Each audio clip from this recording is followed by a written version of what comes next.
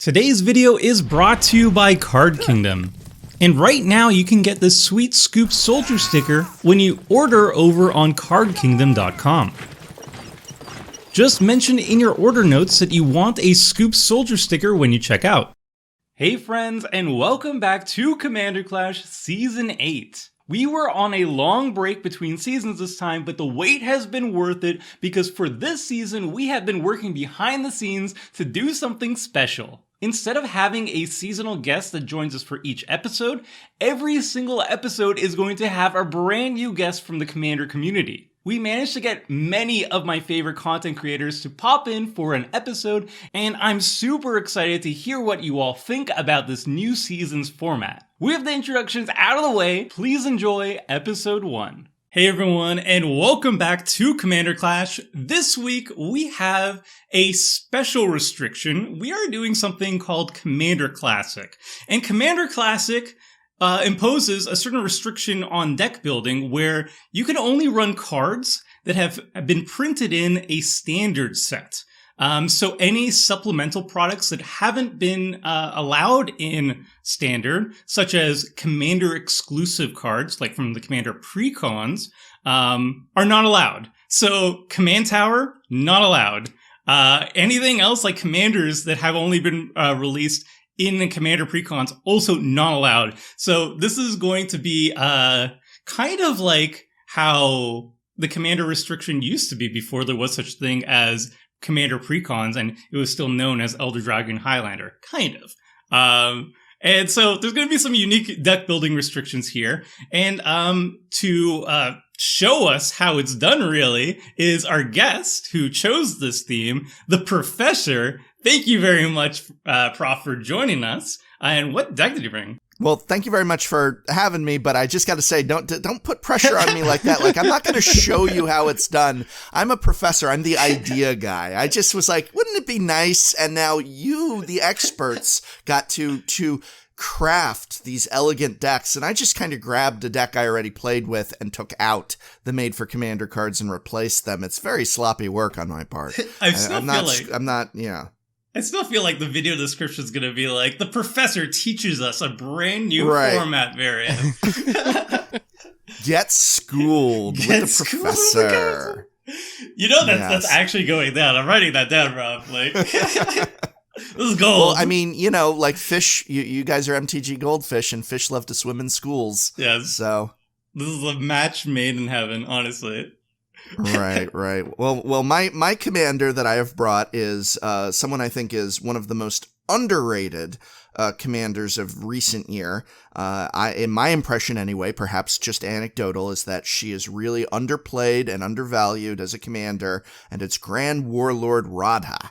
I don't know your impression, gentlemen, of her, but I think people really disregard her, and I think she's a real secret powerhouse. So I definitely wanted to bring her as an example of this is a really great commander from a standard set that you don't need to be looking at Atraxas and Edgar Markovs and all of that madness. We can turn to Dominaria and Grand Warlord Radha. She is going to make lots of mana and lots of elves. Yeah, I like the combination of lots of elves, lots of ramp potential, but also lots of aggro potential. Like, elves are not usually known for attacking, like going sideways and going into the command zone, or into combat, and Grand Warlord Radha really, like, merges the two ideas. And I think we've seen her one time on Commander Clash, and I think it was, like, Richard, and he just trounced us. So I have a healthy respect for the Grand Warlord, for sure. And what are you guys playing? Seth, what are you playing? So we just got Ikoria cards recently, and I couldn't resist building around a new commander. So I'm playing, I call her Riley, but I think it's actually like Rielle or something like that. People always correct me when I say Riley, and I'm sure it's not actually Riley. It's the new Izzet Mythic, who likes instants and sorceries, draws lots of cards. Whenever you discard a card for the first time each turn, one or more, you get to draw that many cards. So it's sort of a wheel deck, but I will say, before you all kill me for playing the wheel deck, I intentionally took out a lot of cards that I thought were going to be overpowered. There's no Nivs, there's no Nar sets. I'm trying to make my commander commander as big as possible, and then maybe fling her at your faces. So that's kind of the goal of my deck. Draw lots of cards, make my commander massive, and maybe burn you out of the game with cards like Fling and Thud and so forth. I know why you picked the wheel deck, Seth. You just want to draw more cards than me. I see what it is. You're jealous that I drew more cards than you last game, and now you're picking a wheel deck to make sure that you draw more cards. I get it. But I mean, I do need to win the card draw battle this time. Absolutely. I mean, hopefully you're going to be spreading the love a little bit with some universal wheels, make sure that everybody's you should definitely not kill me, because I will draw all of you lots of cards as well, and we'll all have a really fun game until I fling Riley at you. All right, that's a tempting offer for sure. Richard, what are you running this week? All right, I brought the perfect deck for Commander Classic. I brought a tribe hailing from 2008 from the glorious village country of Kinsbaile. We have Kithkin. Now, if you're not familiar with Kithkin, okay, they are the hobbits of the Magic world. They first appeared in Legends. Admiral Kithkin is a 2-mana 1/1 with essentially Skulk. The latest Kithkin was printed in 2008. Okay, that's Eventide. Figure of Destiny. But they are distinct enough from hobbits that we can't get sued. Yeah. That wizards can't get sued. So distinct enough. They are like weird human-like creatures.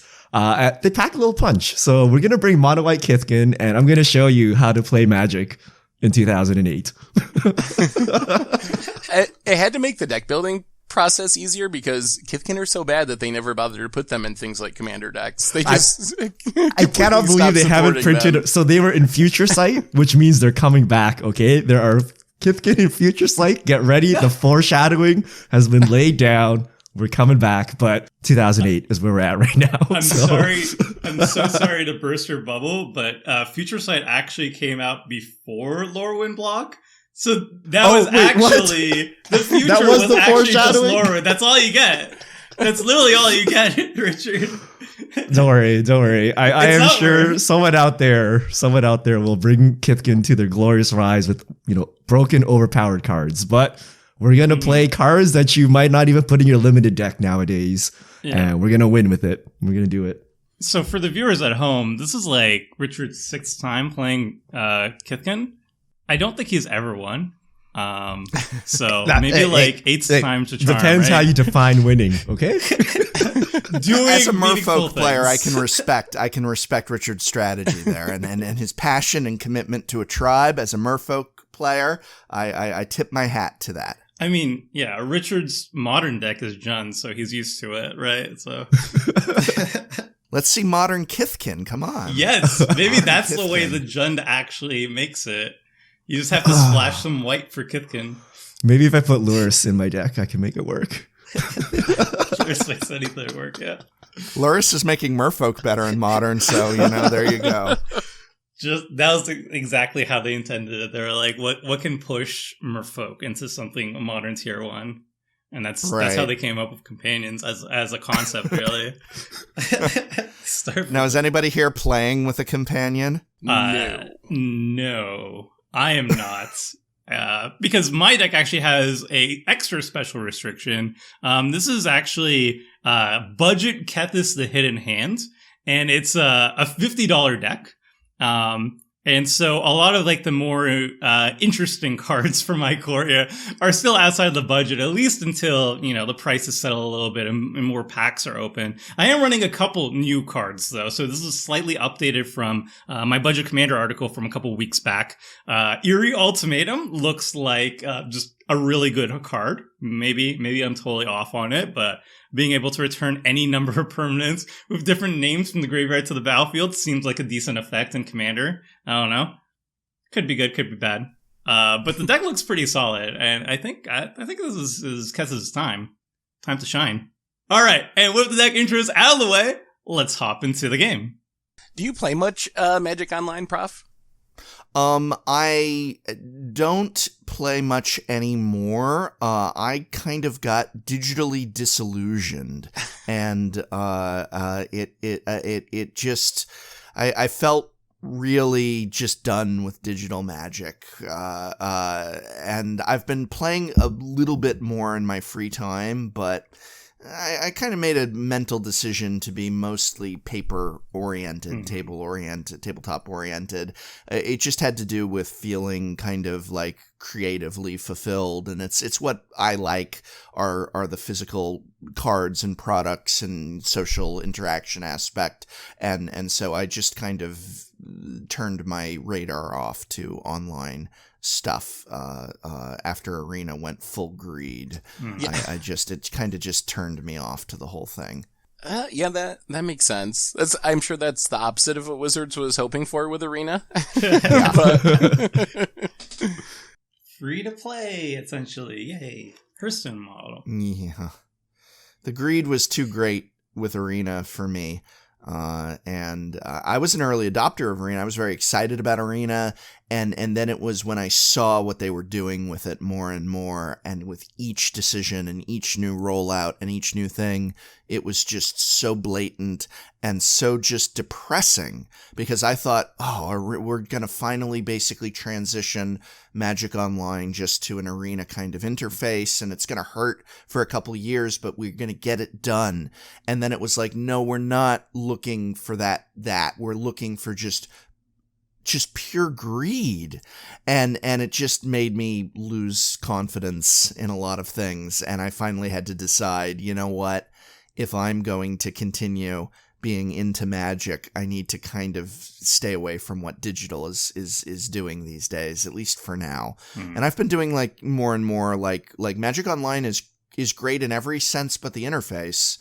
And so I'll like log on when I've got an itch to scratch for like some Pauper or even Modern and stuff. But yeah, I'm mostly paper these days. Right. Well, I mean, Commander is getting some updates, hopefully good ones for MTGO. So I'm kind of excited for that one. That could be nice during quarantine for sure. All right. Let's look at these starting hands. I have a little bit of Ramp and a Tutor, and that looks like a decent start. Yeah, I'm going to keep it. Easy. I have one colorless land. It is a Kithkin land, though. Yeah, I am also pretty land light. Is having a Kithkin land in your hand positive or a negative, Richard? Given that it's Mutavault and does not tap for colored mana. Whoa, that's Mr. Leyline that's a pretty nice start. I might be, winning already. First permanent. Okay. I ended up with an opening hand with Gaia's Cradle, so it doesn't matter what the other cards are. I'll just keep that because it's Gaia's Cradle. So yeah, and elves. So yeah, there's some elves in here and Cradle. I'm happy. I don't have a red source. I don't care. Yeah, Cradle will cover up a lot of other issues. It still needs creatures, though. This is what I actually swapped out my command tower for, by the way. So when I had to take command tower off of this list, I was like, all right, I need to replace command tower with something. I was like, oh, Cradle. And so here, I could be dropping a turn 1 command tower. I'll drop a turn 1 Cradle. Commander Classic, we'll do it. Yeah, seems good. Probably an upgrade, really. Even though command tower is very good. Like, I don't think it's quite Cradle good, yeah. Ooh. Oh, different art gives Cradle. Promo gives Cradle. I did not pick the art. This was preloaded, courtesy of MTGGoldfish. Yeah, which is also courtesy of Card Hoarder, so thank you, Card Hoarder. Yeah. That is, the art's, I kind of like that art. I guess it's not the most classic art, but I like it. I just find it bizarre that there's new art for reserve list cards. Because, like, where are they going to print it? Seems like... I think it's just for Magic Online. Would they really commission artwork just for Magic Online, though? Yeah. I think so. I mean, there's also, like, Mox artwork that was all new. Like, all the Power 9 had new artwork when it first came to Magic Online, so... No, I think it's a bit of a 2-for-1 that they're getting the art made so that if they ever do have an opportunity to reprint the card in paper, you know, that's got to be on their minds that it could come up. They want updated art. They know that these old cards have a lot of allure and the old art is not necessarily up to their current standards. Arena might have Cradle at some point, you know. Yeah, in fact, I bet it's coming to. I think we're going to see a Power Cube on Arena within the next year. and I think you'll totally be playing with an arena power cube. I think, yeah, especially now that they have real drafts, it seems like we're actually pretty close to being able to do that potentially, which would be super sweet. Like, I think that would be a huge deal for Arena. There was also on Arena, there was a special promo thing where you could play a customized Ashiok deck versus a customized Elspeth deck, and they did splash a little bit of power into those. I remember there was like a Black Lotus in one of the decks, and there was like Moxen, right? So they are slowly implementing powered cards into Arena. So yeah, that's probably. I've heard rumblings, and everybody is gonna call shenanigans on what I'm about to say, but I'm just saying I've heard it, and I've heard it from what I would call reliable sources, and I have heard that it's really a lot easier than people think to get cards onto Arena than it was for Magic Online, where it's a real nightmare for each individual card to get on there, and that actually it's very easy, relatively speaking, and that they can, like, I'm going to predict 1 year from today we will have full Pioneer, all the cards from all the sets on Arena. 1 year from today, you'll be playing it, is my prediction. And so I think that if they have the desire to put those cards on Arena, that's what's lacking. It's not the resource intensity that people think it is. I'm not saying it's easy. I'm not saying it isn't effort and stuff, but it's not what people are imagining. It's not as bad as people think. I think what also kind of confirmed that idea for me was when they just put 20 some random cards in for like a weekend Momir event, which is like kind of one of the almost like throwaway events, just like bonus extra events. And all of a sudden there was like all these new cards that showed up specifically for that. So if you can add a bunch of cards for a 2-day long Momir event, I imagine you could get Powered Cube on there without too much of a headache. Yeah. Once it's on, it's on. And that's some money to be made off of like a full power cube. Oh man, that is, talk about things that'll get me back on Arena. Power cube, yeah. I would spend so much money. Like if I could draft the vintage cube from Magic Online on Arena. He's like slowly taking that. 20,000 gold. One draft. Fantastic. How much will you pay for one draft? Yeah. Right. Let's push the envelope here. They could even make them non-phantom, though, and then that would be a way to get the cards into collections for eventually having older formats. That would be... Would they want us to play older formats? Remember all the pushback on having Brawl? Yeah. They'd be like, you can only play Wednesdays. We really don't want you to play this format, guys. You can't even play Historic all the time. Have you tried playing more Standard? Ooh. The Elves. The Elves are a massive. The Elves, they're rolling out. They're getting bigger with some Elf Lord. Yeah. I really like Tree Speaker. I feel like I don't play Tree Speaker as much as I should. It's the Green Soul Ring, basically. Yeah. Ooh, sending a message, Prof. Ouch. I need to draw some blood. I know. Gotta draw some blood. Achievement unlocked. There we go. Alright. You're probably gonna hit me a little bit more now that I'm gonna cast another spell. I would hit you if I had a creature, Tomer, if that makes you feel better. I would hit you if I had a creature, Sam. The feeling is mutual. I'm gonna draw more cards than me. That's this doesn't seem like a fair card. It's pretty good. I feel like this card is a little bit underrated too. In the right deck, it's basically Diabolic Tutor plus extra benefit. So, what am I gonna grab? I think this is the play right over here. And then put what into the graveyard? Dun, dun, dun. Did you grab a Solemn? I grabbed things. I don't know it. I didn't think this part through, but let's just grab this. There. Ooh. All right, tutoring for more graveyard tutors. Yes.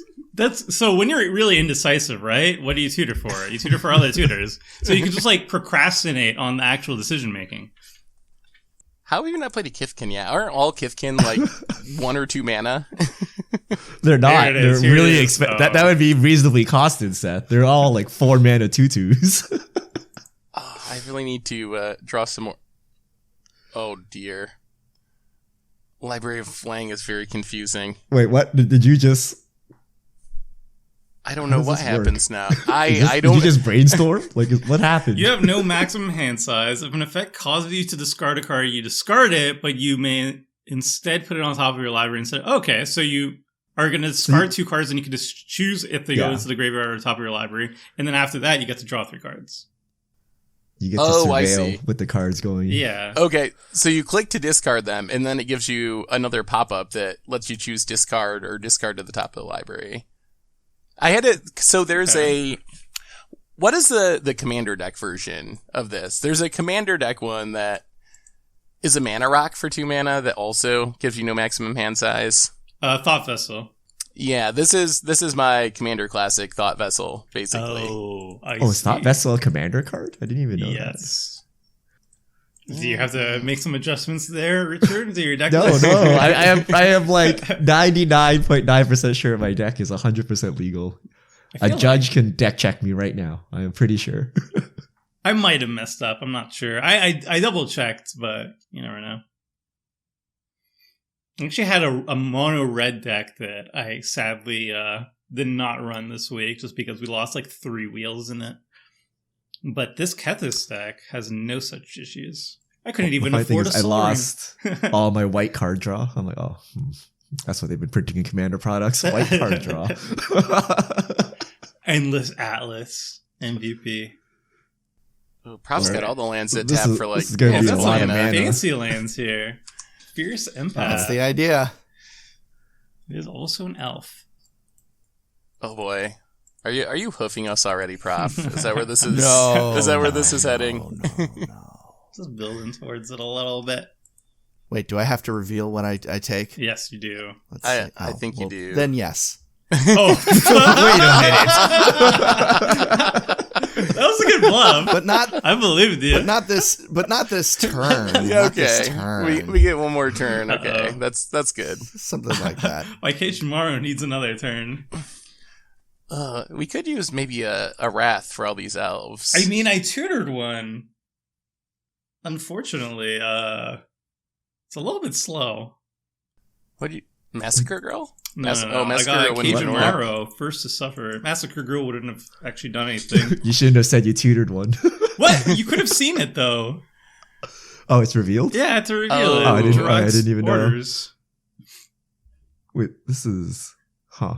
What kind of wrath is this? This doesn't seem like it's gonna wrath in time. Yeah, that's not gonna wrath in time. I might have to change my plans because I think Hoof might be lethal for me, so I don't have the luxury of time here. If you blow up Cradle, you don't get hoofed yet. Can you strip mine or something? No. I could get rid of like an elf. I guess that's something. Could put a blocker on the board.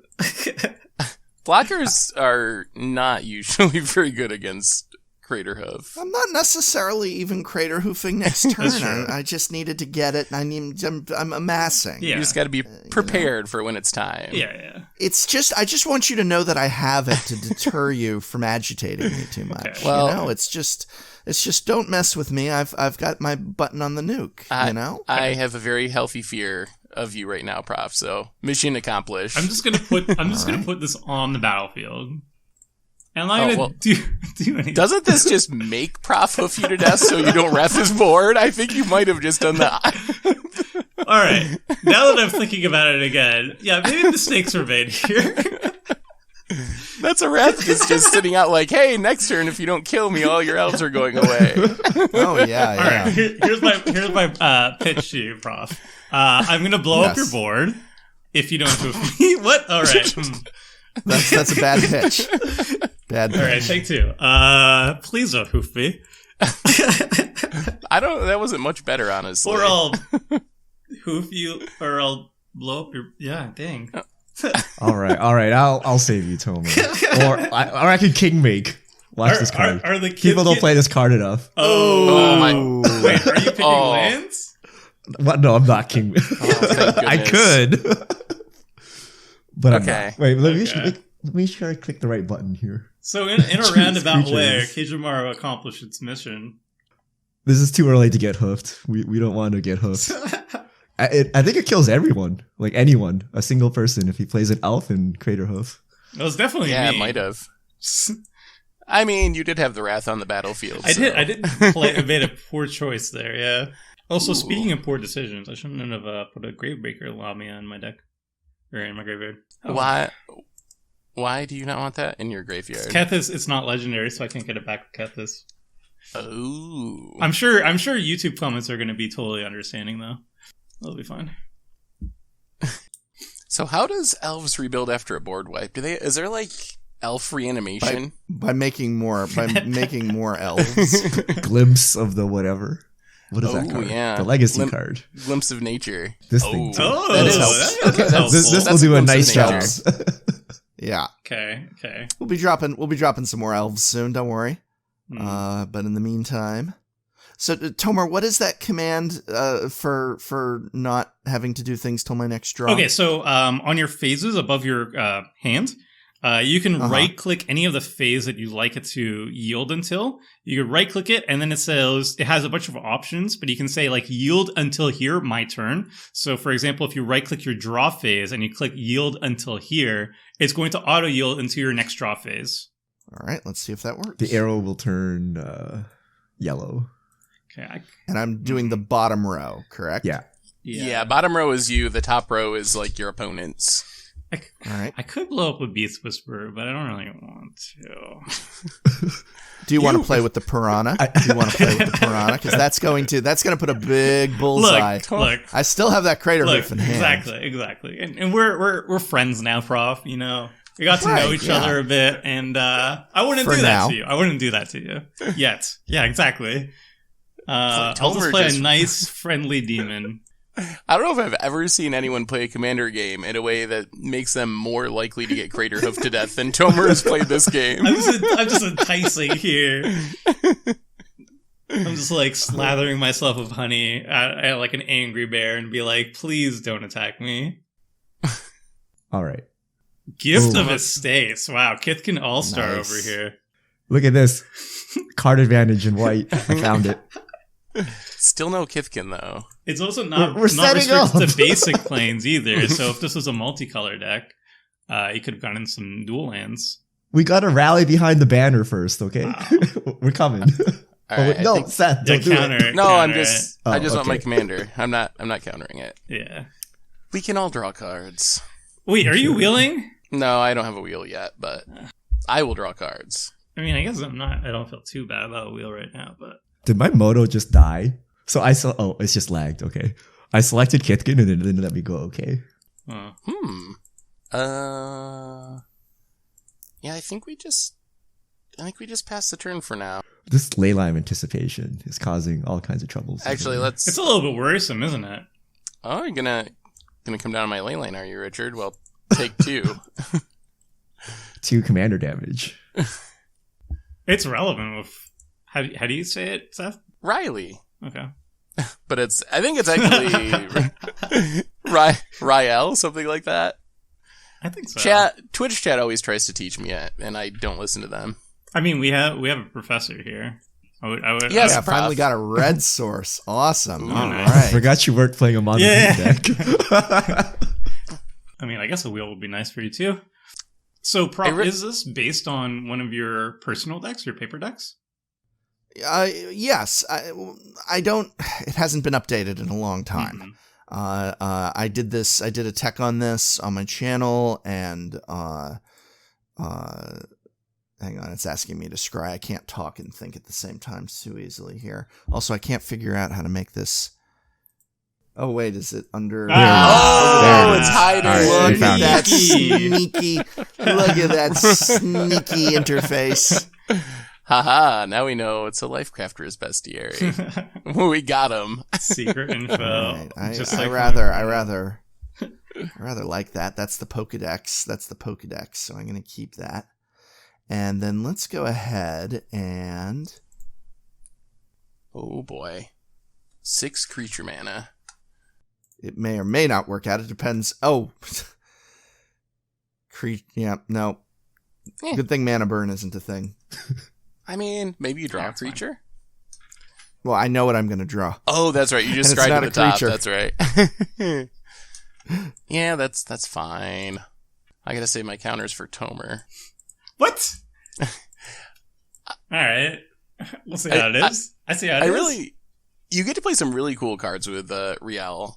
You play cards that you would not play in any other deck, I don't think, in all of Magic, because her ability is so unique that it makes some really weird, janky old cards into, like, surprisingly effective cards. Like counterspell stuff? No, well, like Mana Drain. Cast something good and I will show you. Like Forest of Will. Oh, you're gonna forbid me, aren't you? No, it's way cooler than that. Way better than that. All right, you gotta do I'm it gonna for attack the you, and I'm views. gonna see what cool cards you discard. Oh, I don't have anything for that. All right. Yeah, okay. Sure. Excellent. I'll take 6. So you're just straight up gonna try and counter my spells. Well, I didn't necessarily say that. It depends on what your spell is. All right. I want to draw some cards. Painful truths. Are you gonna deny me that? You got it. Oh, I love this card so much. Draw 3 cards for 3 mana. Sick. I kind of want to. Wow. Don't do it. Don't do it. Oh my god, you're doing it. A counter spell that makes you discard that's not forbid? Well, Oh, this is like the perfect card for my deck. Oh no, did I do this wrong? You gotta discard 2 cards. But discarding 2 cards is actually fine because I draw them back with my commander. Yeah. You only draw 1 back, right? You draw them for each that you discarded. all of them. All right. Well, I know where the scope of it is going every single turn for eternity. I just wanted to draw some cards, Tomer. Yay, this is easy. Always use. All right. That is pretty nasty. Isn't it? Yeah. It's like a combo. Yeah. All right. Let's just. I think I'll just put this on the outfield. Boom. Ooh. Are you gonna counter this, Seth? You leave my commander alone, Tomer. We'll see. All right. Wait, do I have enough white mana for this? I do. Is it finally the time of the Kithkin? It is time for the Kithkin. All right, first up, Order of the White Clay.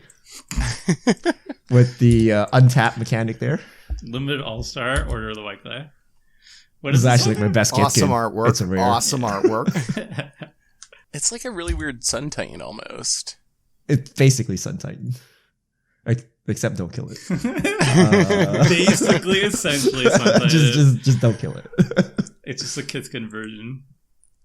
Okay. Oh boy, Kithkin. Kinsbaile going Border off. Guard. You don't want to. You don't want to counter any of these, Seth? Huh? Huh? I can't at the moment. Oh, I see how it is. I spent my 1 counter. That was my 1 cool trick, was rights of refusal. Okay. I have the city's blessing. You do. Finally, the Kithkin are viable with the city's blessing. Well, I have another sweet card. Boom. Dangerous Wager. Wow. Wait, this doesn't work. This doesn't work. I thought it was the first time each turn. Oh, Yeah. it's my turn. It's Yeah. your turn Oh, now, he did yeah. it Jerry Tomer's turn. Yeah. Oh, these cards are so good with your commander. Someone kill his commander. I feel like this deck is just bad without the commander, right? So if we just kill Yes. Rielle, all right. Yes, without my commander, things are way, way worse. Okay, good to know. And your deck is full of bad cards. I guess you could say that. Good. 1, 2, 3, 4, 5, 6. 1, 2, 3, 4, 5, 6. Well, that's a lot of counting. What's going on? I'm gonna do cool things with my commander if I do this properly.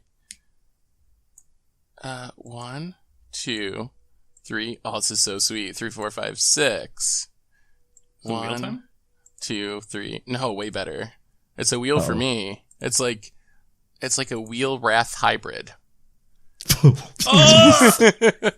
Oh no! Whoa. Whoa. So he was counting our 6 creatures? I needed that. I laid the stick. Oh my goodness. That is... Come on, I was just rebuilding my elves here. It's nothing personal. You just happen to have a creature. Alright. Whenever another permanent's owned by another player... You can sack your demon. No, wait, I can't even sacrifice her to herself. Alright, that makes sense. That's fair, actually. I think I just let this happen, and so I can see at least 4 creatures die. Oh, we need like eye for an eye or redirect or something. Wait, just have this. Does Riley just kill somebody now? No, it's not. No, not he hasn't anywhere been near that discarding big. cards. Oh. He's been drawing them all back. Yeah, but you draw that many cards. Oh. Yeah, but they don't go to his it's graveyard, only right? it's only 7 power. Yeah. You get to draw some cards, Tomer. See, I was helping you. Wow, thanks, Seth. It's so helpful. You're welcome. And Richard got a token. Only Prof really didn't benefit from that in some way. Yeah, I really could have used that not happening. Have I moved up on the hoof list now? Have I passed Tomer as most likely to get hoofed You're to all death? on the hoof list now. Everybody is on the hoof list. Oh, I mean, it helps no. that is what hoof does. Not that, too. I think we just gotta do this to make sure you don't have any smart ideas about Oh, killing boy. my commander. Do we attack Tomer? You wouldn't. Actually, you're right. I won't. Really? Can't believe that worked. Yo, I don't check wanna- out the art on my Kithkin soldier token. Look how cool this is. This is the first time anybody has seen this. This is the first time I've seen this, apparently. I've never seen this. I would love to see Wizards of the Coast bribe old artists from Lorwyn Block to do another set. Do you think they'd ever go back? I just Like, want if they did it Rebecca today, Way it'd be back. like showcase cards to get I like the know. old school art. Yeah, that's how they do it. Like Rebecca Guay is like doing her own thing, and then they wanted her back because she has a huge appeal. So they made her do like a couple of like what was it, the unglued lands for the last one she did, or the unstable. Ooh, yeah. What were they? I think it was a promo, wasn't it? They I were want to say some it was sort like a of promo promos. set of land. Mana. Oh, man. Gaia's Cradle should just have a default 1 green, though. That's the problem. Yeah, there is a little bit of a drawback, I guess. Slight drawback. Definite I just want to point out that my playing a turn 1 Gaia's Cradle has caused a drawback for me. So poor Professor with that turn 1 Gaia's has to just pass the turn here. It's not a very good card. Yeah.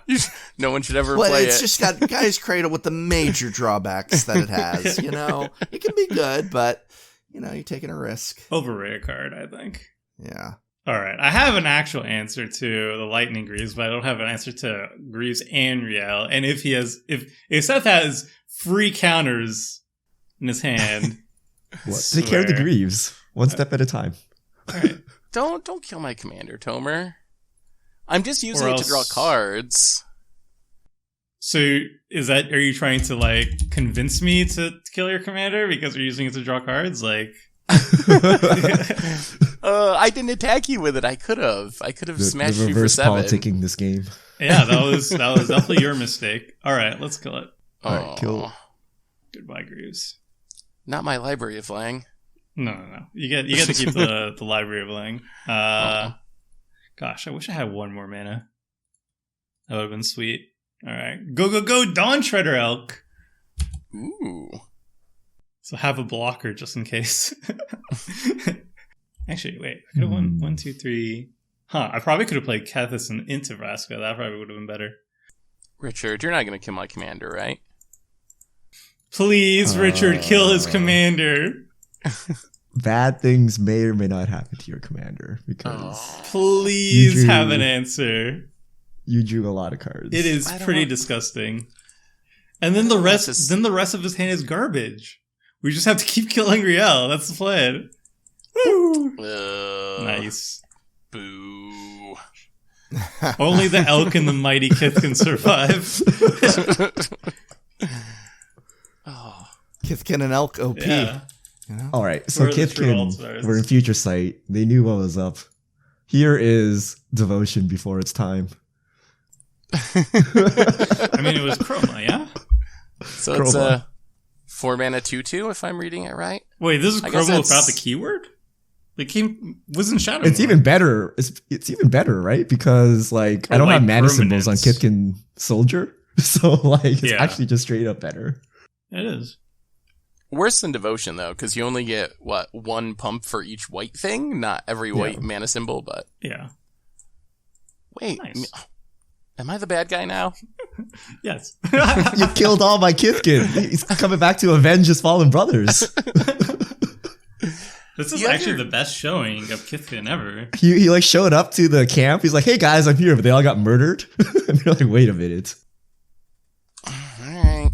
I always found it bizarre that Wizards of the Coast is so determined to keep like D&D terms out of Magic the Gathering, because like Kithkin are just halflings, right? And they own the rights to D&D. Like the same company owns it, so why won't you use D&D terms, right? I mean, they don't want to cross Godzillas. It seems like they're dropping Mecha Godzillas onto like. I mean, we don't have magic missile or whatever. That's the right? thing. It's like we're so worried about infringing on the D&D IP and doing like what you might consider traditional fantasy with like, you know, the bearded wizards and things like that. But then Godzilla, Mecha Godzilla, and goodness knows what the future is going to be. Yeah, you know. What do you think about that, Prof? Do you think that was a one-time thing because it lined up well with like the monster theme of Ikoria, or do you think that's the start of a trend and we'll see more of these crossovers in the future? Oh, I think we're going to see a lot of them. Get ready for things like you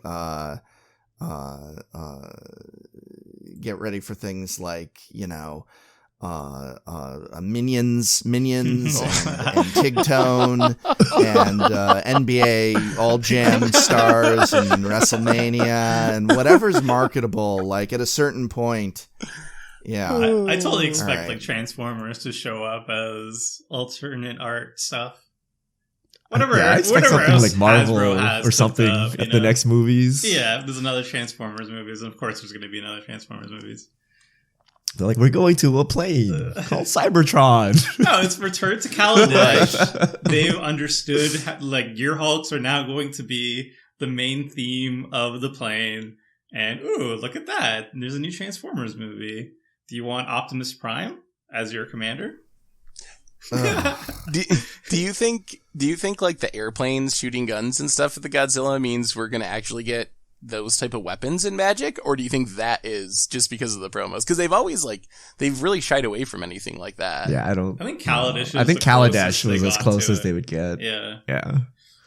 I don't think they're gonna breach like full on like sci-fi or something, but they've went like full on steampunk and. What about like the Old West plane that people keep asking for, like cowboys and they're probably going to and do that, and that is just like I think so. I feel like that is representative of Wizards listening a little too much to the community. It's funny how they often get accused of not listening to the community, possibly by at least one person here today, but you know, nonetheless. I feel like that is just a huge issue.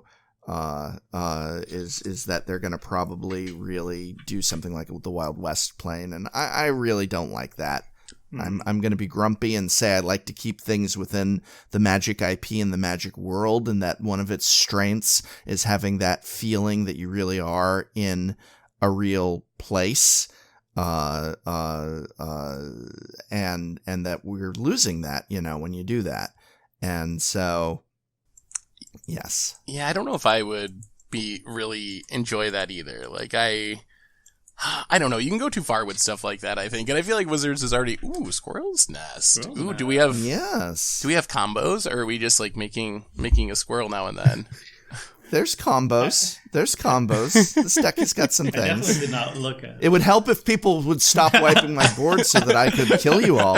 Like it would help if that would happen, if like you would just let me kill you. But you know, we are pretty mean. But yeah, I just feel that when you play Magic, that part of the appeal is the world and the feeling. And yes, we do go to different planes, but I think there's a point where when you go to a plane and it's an Old West plane, and I think people really enjoy the idea of memes and it's funny and it sounds funny, but then it gets to a point where when I'm sitting down and I'm looking at a board and you've got a Mecha Godzilla and you've got a WrestleMania character as your commander, and it's like, whoa, but there's an alternate thing, and it's like, yeah, but it's no longer Magic the Gathering anymore to me. It's really lost something, and I'm really actually I was genuinely disheartened by the direction that we're going with some of this stuff, where it just feels late stage product IP or something. I don't know what to call it, but it's just kind of like, can't we invest in the world we created more? I would have preferred much more Return to Dominaria than Let's Have Godzilla. I'd have much more preferred Return to Dominaria vibes, and let's get to what Magic has spent a quarter of a century building and creating, as opposed to let's just make it all crazy goofball, silly jokes, and Jace in a cowboy hat. It's one thing to go get an altar at a command fest of Jace in a cowboy hat, but it's another thing when that's a real black bordered card. And I just feel that way, and maybe I'm a grump, and I am a grump, and maybe I'm a cynic, and I am a cynic, but I don't know. It does remind me a little bit of like how The Simpsons went really heavy on like the guest star theme, like season 11 or 12, and they went very much downhill at that point. Like, that's my fear, I think. And it might be tainted because of my like experience of like loving The Simpsons and watching them like get so much worse once they went down that path. But like, it kind of feels like Magic might be going the same direction a kind little of bit. How like we're doing a whole season, I guess. Nice, hopefully that doesn't reflect on everybody. I actually think that's a really good comparison to when The Simpsons they sort of ran out of steam and ideas, and they kind of started eating themselves in terms of like, what's the premise of the episode. And The Simpsons used to be very heavily about the jokes and the writing, and then it turned into the gimmick. And then it turned into, this week we've got, can Homer save the world? Or, I mean, I remember when all of a sudden there was an episode where it was like this dramatic, like, oh no, we've got to stop the thing from happening. And it was like, suddenly we had these level of conflicts where it was like, I thought The Simpsons was about witty, back and forth and humor. And then it turned into this other, I'm going to say, cartoonish thing. And it just feels like as Magic leans into gimmicks more and more, and we now have Commanders and Standard and Godzilla and Standard, that it does feel like running, like they're trying to pitch it much less on the mechanics of the set, much less on the gameplay of the set, and much more on get Godzilla, get a companion. What about the other 300 cards? I don't know. Again, being cranky. We're in a global pandemic. I'm a little depressed, It does seem kind of bizarre. Like, I've been playing a good deal of Arena thanks to the quarantine and whatnot. And you would think like these alternate art, like Mechagodzilla, Godzilla variants, and all these creatures are kind of like a rarity. Like, you wouldn't usually see them as the primary visualization of the card. But on Arena, that is basically like, I don't think I've even seen the regular art versions of most of these cards that are coming out. Yeah, it's just Godzilla's I do not like coming that up. Trend.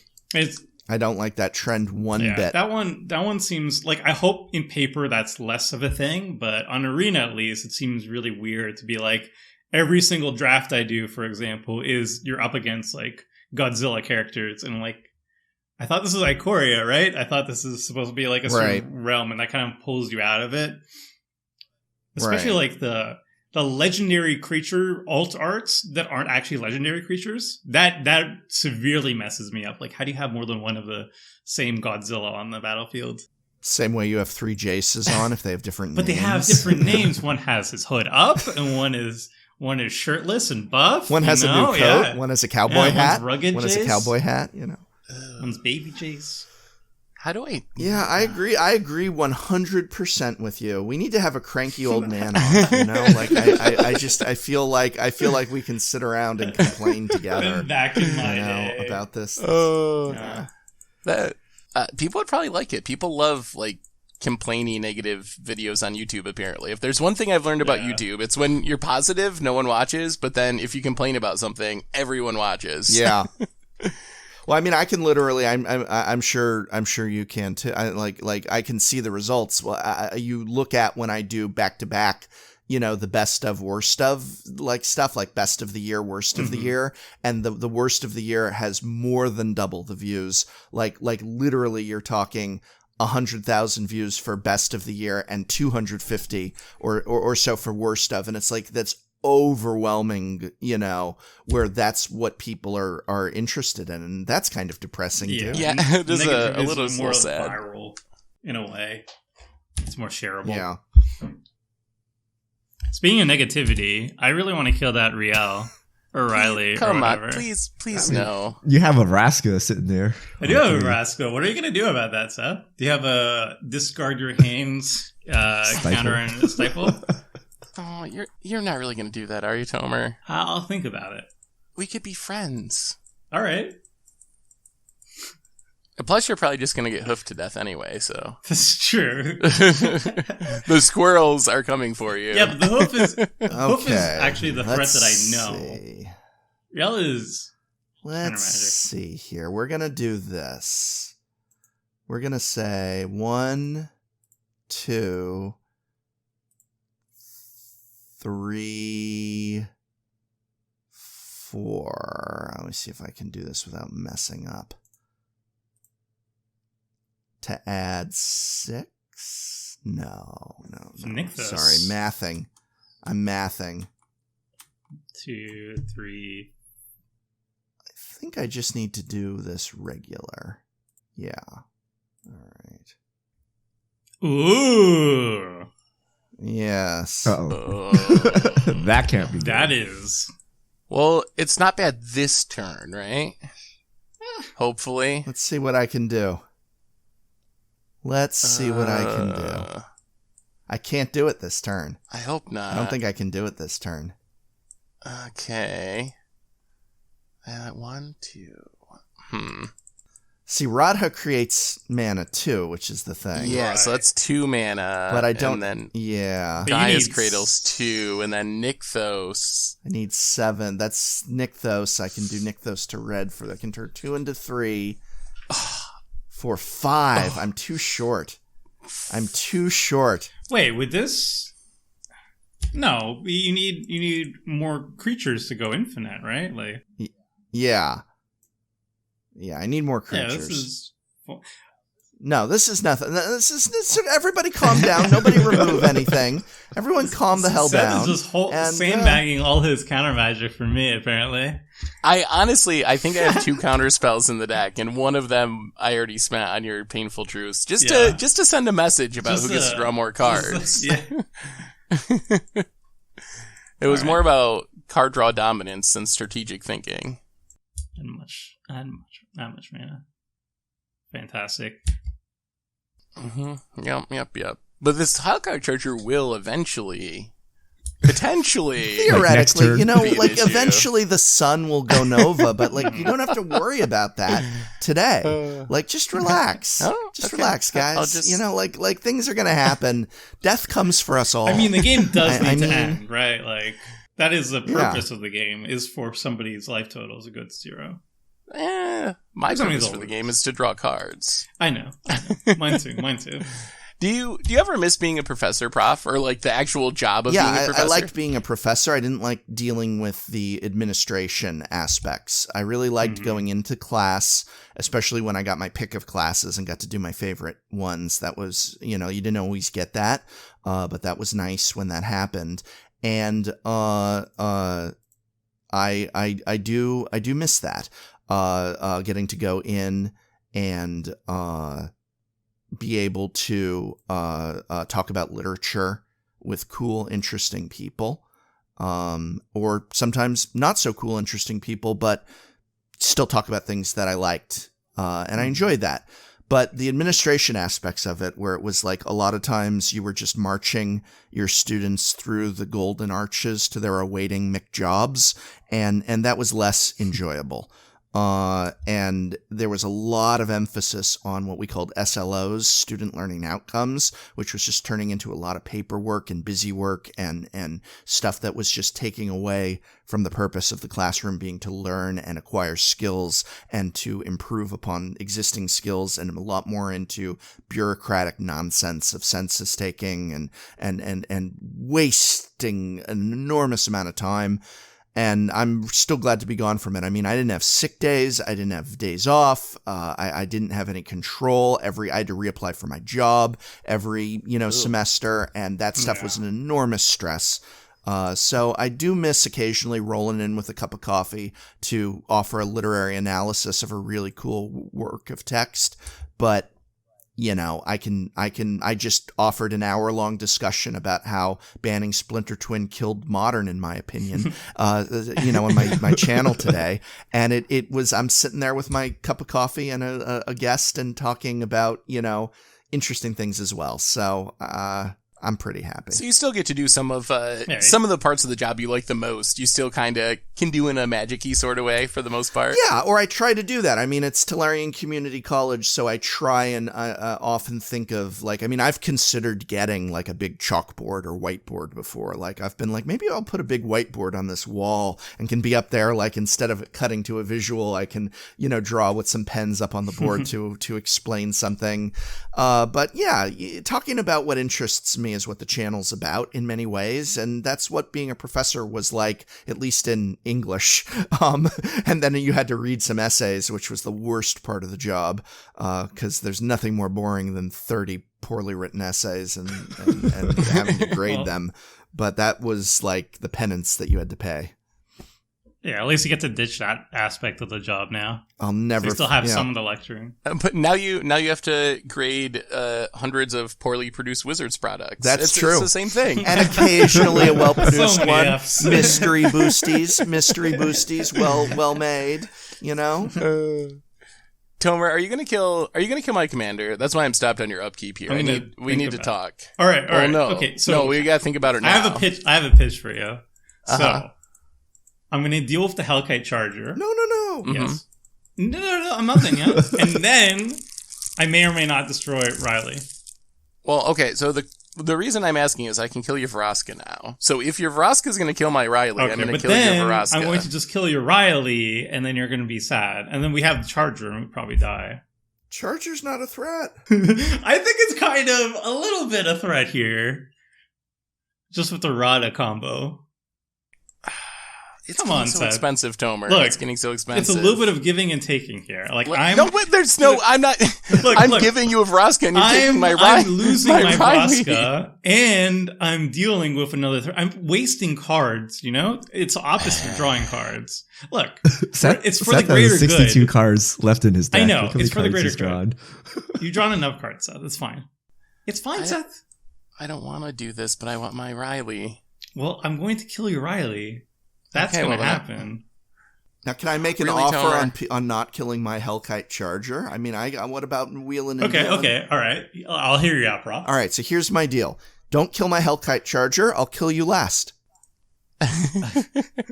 Does that mean you're just going to take infinite combats and just kill Seth first? You'll come in second. I'm offering you second place. Now, if you kill the Charger, you might still come in last or third, but because you don't know where we're going. But if you don't kill the Charger, I'm promising you a silver medal.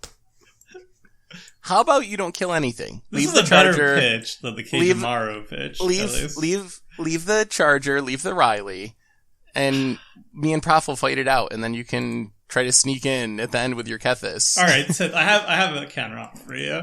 You blow up the Vraska, and your Rielle's dead anyway.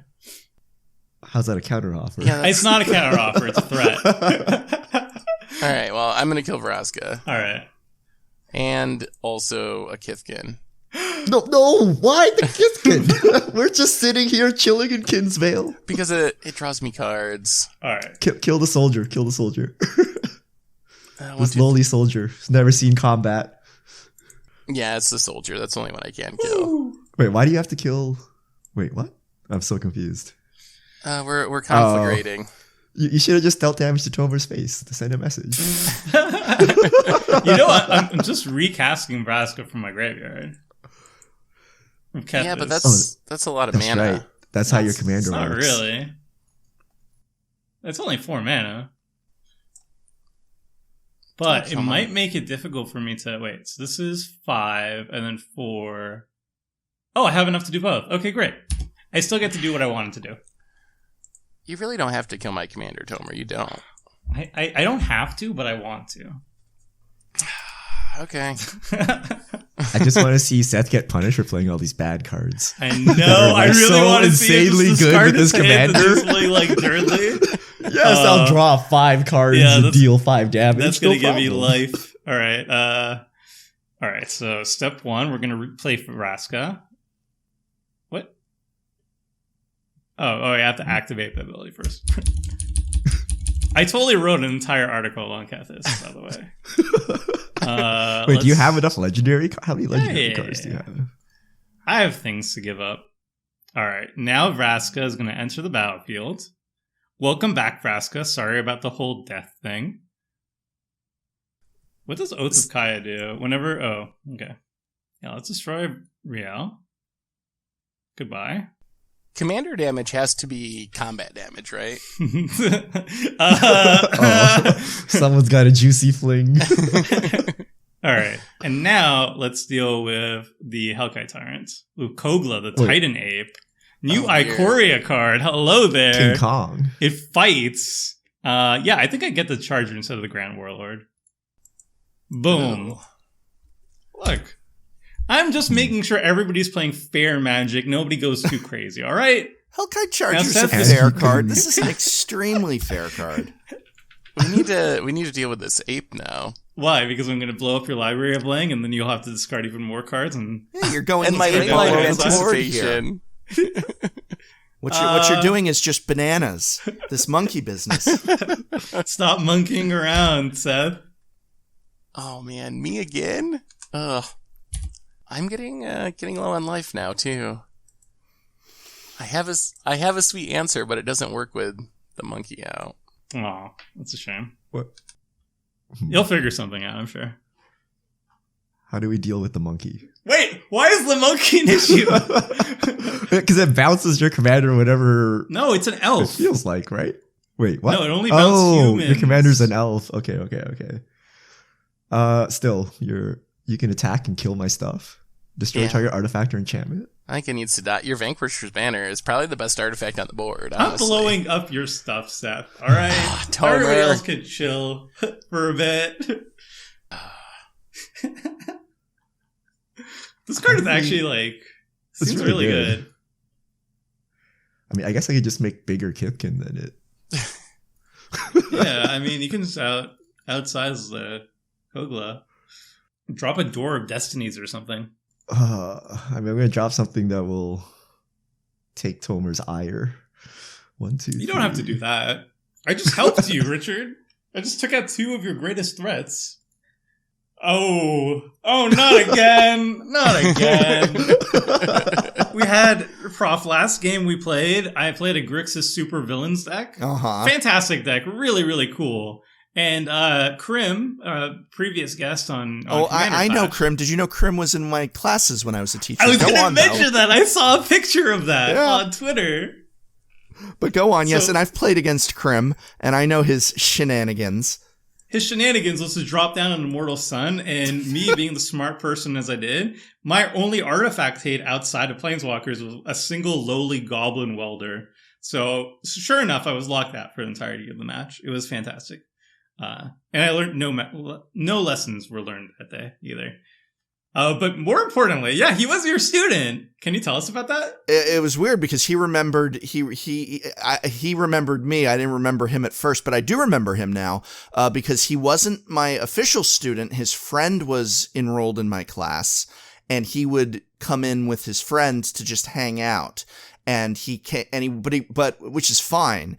And I mean, like, this is community college classes. I could care less. And most reasonable teachers could care less about who's coming in to sit and watch, as long as they're not making a disturbance and stuff. But he was very, like, he came up to me, and that's why I remember him. And he was like, hey, so my friend's enrolled in your class and I'm not. And, you know, I would love to just sit, because otherwise I'm going to just be sitting outside for two hours or whatever it was, and so I'd love to just be able to come in and enjoy the class and stuff, because I think they were like driving together or something. Like, I don't remember the specifics, but like this, I was like, yeah, sure, no problem.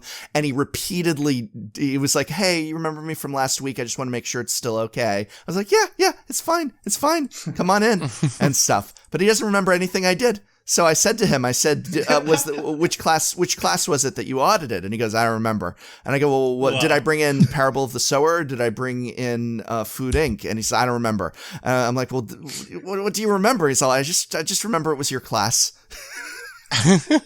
Doesn't remember anything else about all my beautiful information and knowledge that I bestowed, just washed over him, apparently. Dang. I don't think he would pass at that point. What was your pretty favorite? Wild. What was your favorite course to teach, Prof? You said you had a favorite. Literary analysis was really great, you know, because at its heart, there's no real wrong answers, just undeveloped answers, and we're just looking at different ways to analyze works of ambiguity. So there's multiple potential meanings, and it's like, listen, this is an Aesop's fable where at the end of reading the story, it says, and the moral is X. We're going to try and figure out if there even is a moral. Maybe there isn't. In some cases, there is not. And so, like, it's just about, well, how do we take a work that is one where we can't understand, you know, like, clearly what the meaning is, and then gain understanding. And so I really enjoyed that. And that was a good class. That was definitely a good class. All right, what am I doing here? I'm going to create a squirrel. Mm-hmm. Okay. Just an innocent squirrel. And unfortunately, I drew a land, and I don't really want to drop my crater hoof just now. So there's not really that much I can do. But, I mean, I guess Seth is wide open, so I can just attack him, so. Oh, but I have the ley line, Prof. Who knows what I could have. That sounds to me like you don't have anything. Saying that confirms you don't have anything. He just has a bunch of bad cards that makes him discard his hand. Yeah. I just flash in your commander and block. I just want to flash it in and draw cards, but you keep killing it. Yeah. Oh. Yeah. I blame Tomer. Wait, what did I do? You killed my commander last time. Well, I can't even attack with Kogla anymore, thanks to Brigid. I was thinking about, wheeling and giving everyone a bunch of cards to play with, but if you keep killing my commander, it becomes less appealing. Well, I mean, if I keep killing your commander, eventually you need to draw. We don't want you to wheel with your commander. It's fine. Is it? It's fine. All right, so draw step. Okay. 1, 2. I mean, Seth's at 18. I know, I'm getting pretty dead. Wait, what is this? Binding of the Titans, limited all-star. It's like a really slow, bad Eternal Witness. Well, I wouldn't call it a bad Eternal Witness. I would call it a more synergistic Eternal Witness in my deck, which is all about self-mill. Okay, I can see that. But it can't get back anything, right? Creatures or land, so it can't get back spells. It's a bad Eternal Witness, all right? So, okay, you got me. It's a second Eternal Witness, assuming you're running the first. All right, I gotta... Okay. 1, 2, 3, 4, 5. And then I can also do 1, 2. And then I can draw a card. Okay. Unless Seth wants to, counter stuff. That's fine too. I don't play many counters. I really don't. I'm going to spend a ton of mana to flash my commander back into play so I can try to draw cards. Let's just play this. Oh yeah, it's just 1. Okay, there we go. A little Oath of Gideon action. So many creatures. What do mean so many creatures? There's just 1/1s. Yeah, but my life total is down to 18. 1/1s are starting to look like a threat. I can't. Nobody can attack profitably thanks to Brigid. Anyway. I guess that's true. That is working in your advantage right now. And then let's play this Izoni. Whoa. Ooh. I don't really have many creatures in the graveyard. This is not good. So. Well, now you know I don't have a counter, because I definitely would counter that if I had counters in my deck, Tomer. Fantastic. All right. We could use a Wrath. Now. Wrath. I just have some bodies to throw under the hoof. They have trample, but All right. No attacks. Yeah, I don't think those insects are going to stop Crater Hoof. No. They might try and annoy. Prof still needs an answer to the Basilisk Collar. So what is that? Yeah, the Brigid's kind of holding things down at the moment. If he hits Tomer. Oh, no. Not like this. Oh, wow. Oh, boy. Cradle. I'm not a big mana deck. I have nothing to do with this mana. But it's a cradle, so It is a cradle. You'll do something. Might as well. It. There's upside. And you're drawing a lot of cards. Yeah. The Kithkin deck, it really hurts me to say this, actually. Pains me physically, but the Kithkin are doing well this game. That's the beauty, but that's the beauty of Commander.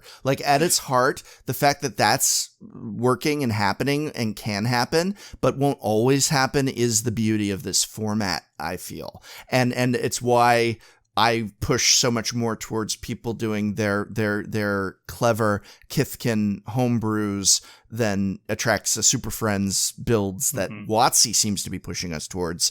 Is I feel like it's a much more satisfying and engaging experience to be doing this wildness with Kithkin or other craziness than just, I don't know. If this ends with you killing my loyalty commander, Richard, I'm counters. going to be very upset. Okay. Well, again, for 1,000,000 mana. Seth no longer plays at instant speed. You have to show us your cards. I'll show you a Faithless Looting. Dang. Oh, come on. Come on. So much value. Yep. I need to find a Wrath or I'm just going to die, I think. Or find a way to kill Tomer. That's the other option. What? I didn't even do anything. Yet. It is funny when you bring up, Prof, how Commander products are going these days. Because at the beginning, I really loved the first one, or the first couple, actually. Me too. Commander 2011 had some of my favorite commanders they've ever printed for the format. Zedru is still my number one favorite commander. And they were so they fulfilled different niches, but they never were too hammered in your head. There was still Kalia, but you suddenly had not just here's your angel commander. This was an angel, demon, and dragon commander, and people could actually take their decks various ways. They could go all three, but a lot of people were going well, I need an angel commander, so now I have Kalia, and at least she helps out angels in a certain way. That leaves kind of the door open for other angel commanders in the future. But now it's kind of here's an archetype that we want to support by pushing it to Oblivion, and we're also, not only are we going to give you the best commander for that archetype, but we're going to give you multiple colors. So there's going to be there's no variance. There's no really options now. Najila is the best example. It's your warrior commander, but she's also 5 colors. So at no point are you ever going to be are there commander options for warrior tribal? Not really, because Najila is the strongest and she has access to the most colors. I think you shouldn't have the strongest commander for an archetype be also having the most colors. There should be at least some trade-off there. Yeah. And I think that part of the problem is that they make so many new cards in those precons. When you look at think about just how many new original made for Commander cards each individual precon comes with, and we do 4 or 5 a year. This year we're doing 7. I mean, plus Commander Legends, and it's so many new cards. And I like the idea of, hey, maybe a card like Zedru is just really never going to fit through Standard. And this is a fun thing to add to the Commander format, and that's gravy. But the problem is that when you need to think up 70 of those twice a year, and then you want to do an entire draft set of those, where how many new commanders is Commander Legends going to have? I think they said 90, right? Is that correct? Or 90 or 100, yeah, 90 or 100. Like that. That makes me terrified. That's too much, man. It's just what is going to happen here? Like, I want to play with Sapling of Kolfinar as my commander, and you're going to have some kind of like Ent Tree Lord that just makes it a joke if I'm not running it in Commander Legends, probably. And it's too much. It's just like, how about a couple new neat cards? Fill in those holes. Boros doesn't have this. That's kind of like, that'd be hard to do that in Standard, So cool. That'll be a cool Boros thing. Let's do this. But beyond that, Tomer, would you like to make a deal? Yeah, I'm listening. How if I blink Koga? Yeah. Would Koga like to murder Rielle? Oh, come on. The 14-3 over there, and Seth has a wheel in hand. So, Rielle has died a lot of times, so I kind of feel a little bit bad. But yes, I would 100% do it. Your do it. 8 Yes, will die, I'll do right? it. It'll die. Wait, but you're attacking me for 8. I don't like the whole 8. I have to do blink. Wait, hold on. Let me read what it says. Yeah, no, you don't have to attack me. I'm not doing it if you're attacking me. I'll do it if you don't attack me. All right, I'll hit Prof. Prof, am I gonna get hoofed? Prof at is 40. a threat to no one. Prof is I actually represent elves really good here. We have all these big, beautiful, mystical lands, and we're dying. We have to get on the boat to go to the next kingdom here. We're all dead. There's a civil war on Norway. where the Kith can come in at night and murder the elves in their sleep. Fuck, Kithkin, we're supposed to be all friendly. Right, props at 40. Props at 40. Go smoke some pipe weed or whatever. My goodness. This is Shadowmoor Kithkin, I think. Oh, they were nasty. They got nasty, yeah. Oh, I love that box so much. At least just for the theme. I thought it felt so original, but so fun. But I never played it during that time. But in terms of the theme and flavor and everything, it really got down to it. Man, I have done nothing to you at all. It's just a little off the top. It's just a little off the top. Now everybody's because we needed King Kong to come in and smash someone.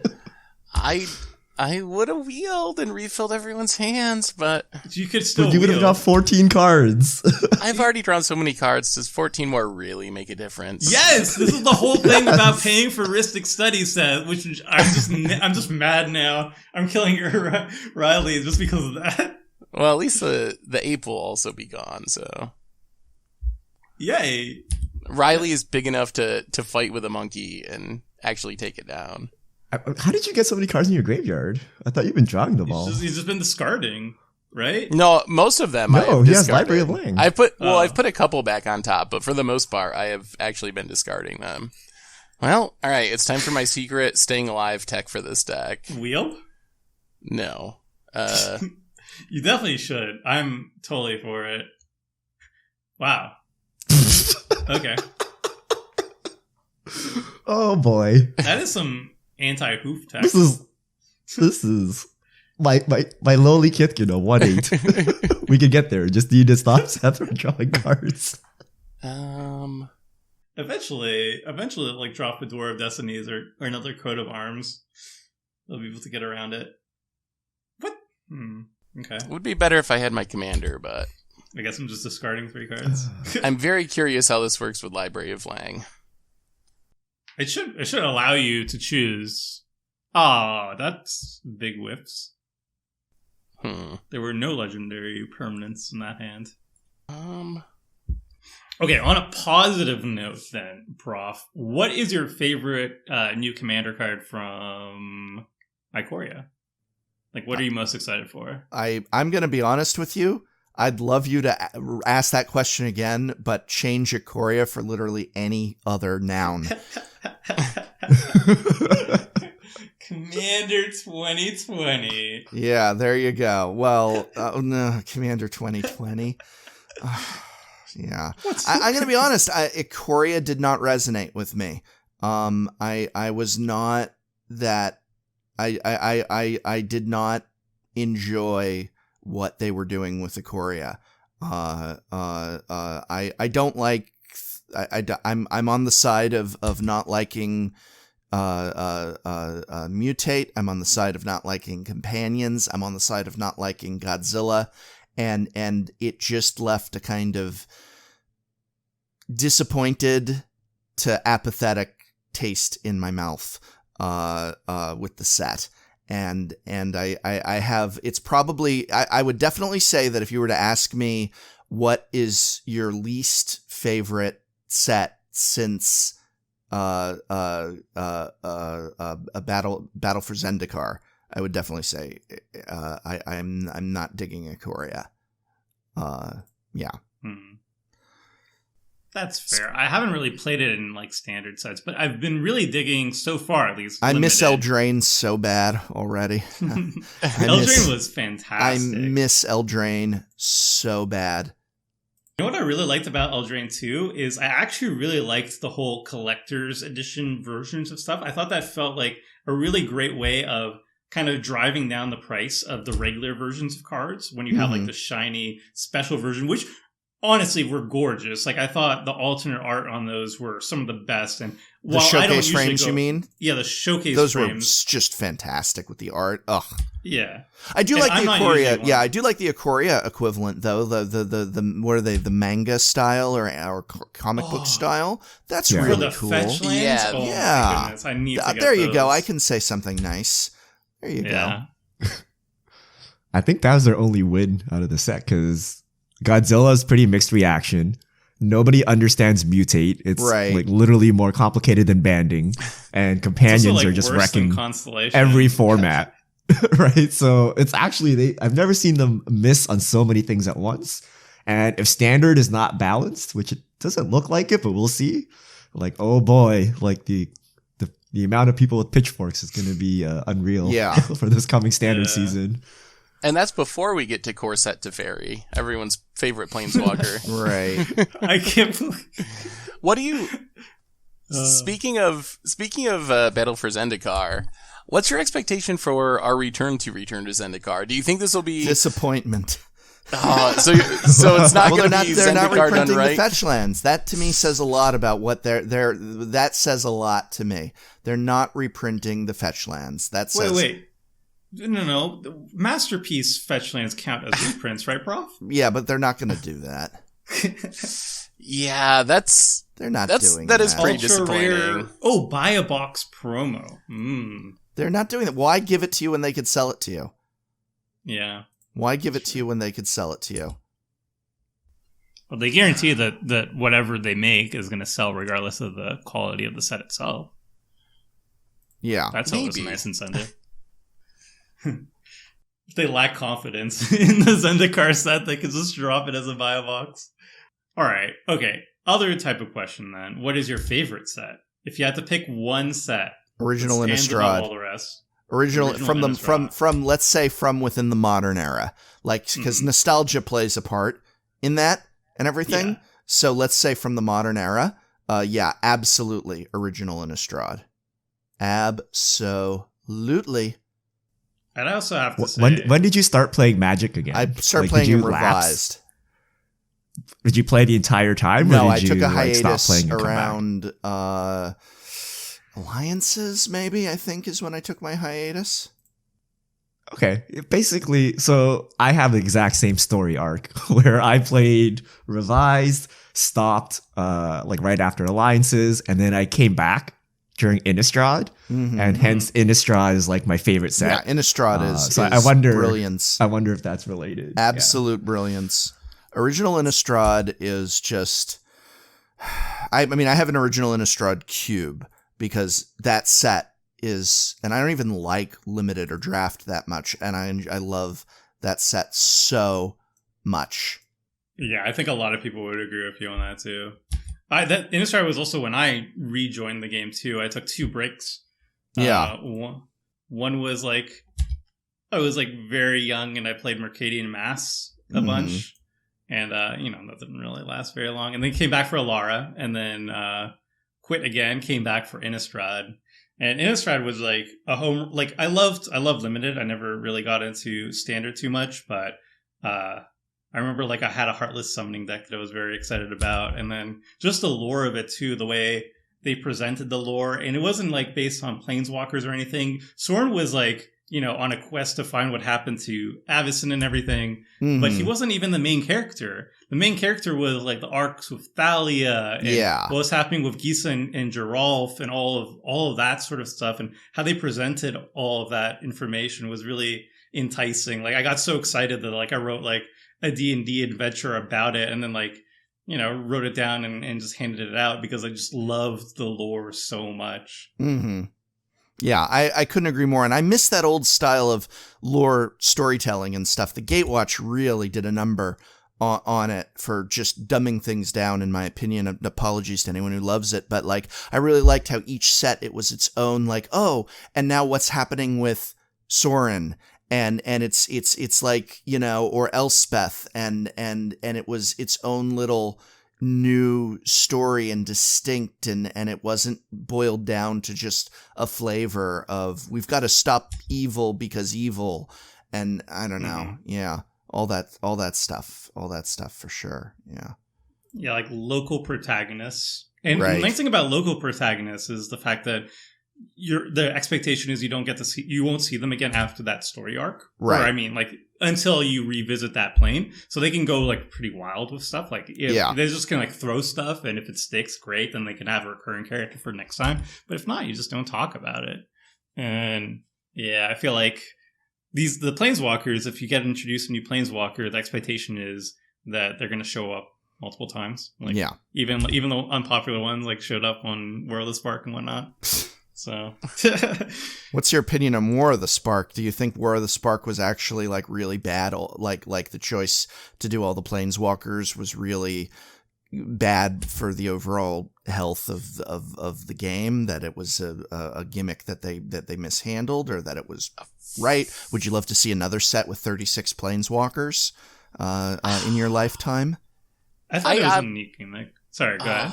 I honestly feel like I like the gimmick of it, and I think the set could have been fine, and I think standard could have been fine. When I look back at that set, I feel like it's maybe 5 Planeswalkers that they just pushed way too far that kind of ruined the entire thing for me. Like, of the 38 Planeswalkers or whatever, probably at least like 30 of them I think would have been really fun to just like have in standard, and they were like good enough that they saw play index but not broken. But then they just had to go too far with like Nissa and Teferi and like arguably Narset, and that small number kind of ruined it for me. So if they did it again, would it be like, I don't know, War of the Spark done right, or would it just be more of the same? I don't know if I trust like Wizards not to push things too far at this point. It seems like that's a running theme with every set, is like something is pushed too far. So I would be worried about doing it again just because of that, I think. I think you really hit the nail on the head with that, is that they seem to feel that they need to have these like shine a light on like several individual cards where it's like, and then these get pushed too far intentionally. They want to find, if only we could push it as far as you could push it without it needing to be banned, basically. And I really disagree with that, what seems to be a new philosophy, as opposed to much more balance between the cards. Yeah, I think at some point I've started to come around to the idea that it's got to be intentional. Like at first I thought they were just like missing high on things, but it's been so many sets where that's happened, and it's hard for me to imagine that they just all of a sudden got really bad at evaluating the power level of their marquee cards after not doing that for like a whole like decades of like mostly being on par. So it seems like it has to be an actual like intentional philosophy, and they're doing it on purpose and not just like, oops, we messed up and went too far with it. Right. Yeah, I believe that too. I mean, there's no way to really know, though they did have that article recently that kind of hinted that, yeah, we've taken a philosophy towards more power, and I think that's, I don't know that that's a good idea. And I don't think that I've been enjoying, 2019, if 2019 is any indication, I don't think that was a good idea. And so far, 2020 is, especially based on Ikoria, looking, a lot like 2019, I would say. Yep. Mutate, companions, Iron Giant, I mean, come on. Yeah. One interlude on the rant, by the way. Look at Prof's board. What happened this turn? While we were talking, I opened up a can of elves. Oh my goodness! You had no cards in hand. Was the rant to keep us? And I also got rid of the basilisk collar in case you didn't notice. I know. Was the rant to keep us from noticing how many creatures you were putting on the board? I was curious as to why no one was saying, "What the F are you doing over there?" Are we gonna die through? Unfortunately, you made me discard Craterhoof. Craterhoof is in the graveyard. Craterhoof is gone. Oh, but what about Maze Runner, Forerunner, and the Maze, standard whatever. One, yeah. That's only +2, right? That's not. Okay. That's not a real hoof. I top decked the ultimate answer. No. Oh. Yes. It seems like Decree of Pain, and he's going to draw a million cards. No, it's actually not even the best answer to this board state, because there's too many of you are running legendary permanents. How rude. Oh, is this Urza's Ruinous Blast? Oh dear. It might be, but now I'm thinking about maybe not even casting it. Yeah, there are a lot of good legends at the moment. Wait, I should just... Yeah, like Brigid. It kind of just hoses Prof. It does. Well, I mean, it leaves Radha. It leaves Marwyn. It does just hose Prof. Doesn't get rid of Maishin. Gets rid of Library of Lang. Doesn't get rid of the Immortal Sun. Spear of Heliod. I mean, hey, I think it's still actually worth it. But let me draw some cards and then see how I feel after that. You also lose most of your board, don't you? No. Not after I nom nom a little bit. You're gonna try to sacrifice everything? I'm gonna nibble. I'm gonna nibble away. Yeah, I think this is actually gonna be fine. This is gonna be a nice turn. Is that very exciting to discard down to hand size? I have actually not had more than 7 cards in hand this entire game. Or a commander, for that matter, because you keep killing it. Yeah. No regrets. Is my commander really that scary? Is it a kill-on-sight commander? Like, this is the first time I've played with it. It's more your brain is scary. It's just, we know what your brain is capable of, and it's just like, it doesn't matter what Niv Mizzet has on the board in front of him. It's what we know that the Draco Genius is capable of. Exactly. Well, I'll take that as a compliment then, as I still don't have a commander, but that's some solace. You are the commander. Are you doing it? Are you doing it, Tomer? Yeah. I mean, maybe. I might change my mind. You don't know. I mean, you don't have much mana, do you? Oh. Rishkar? Gonna counter it? Counter it. You wouldn't. I don't have counters, and I'm tapped out. Force of will.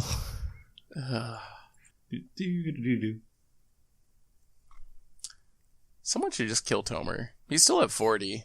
Why kill me when you can kill Seth? Wait, how do you gain so much life? Oh, Izoni gains life. 2, and then that's 4. Boom! This is when you Teferi's protection. Oh, look at that beautiful, clean board state. Just everything is pristine now, as it should be. Nice. And now I pass. Alright, that was a good turn. I'm going to end up decking myself at this rate.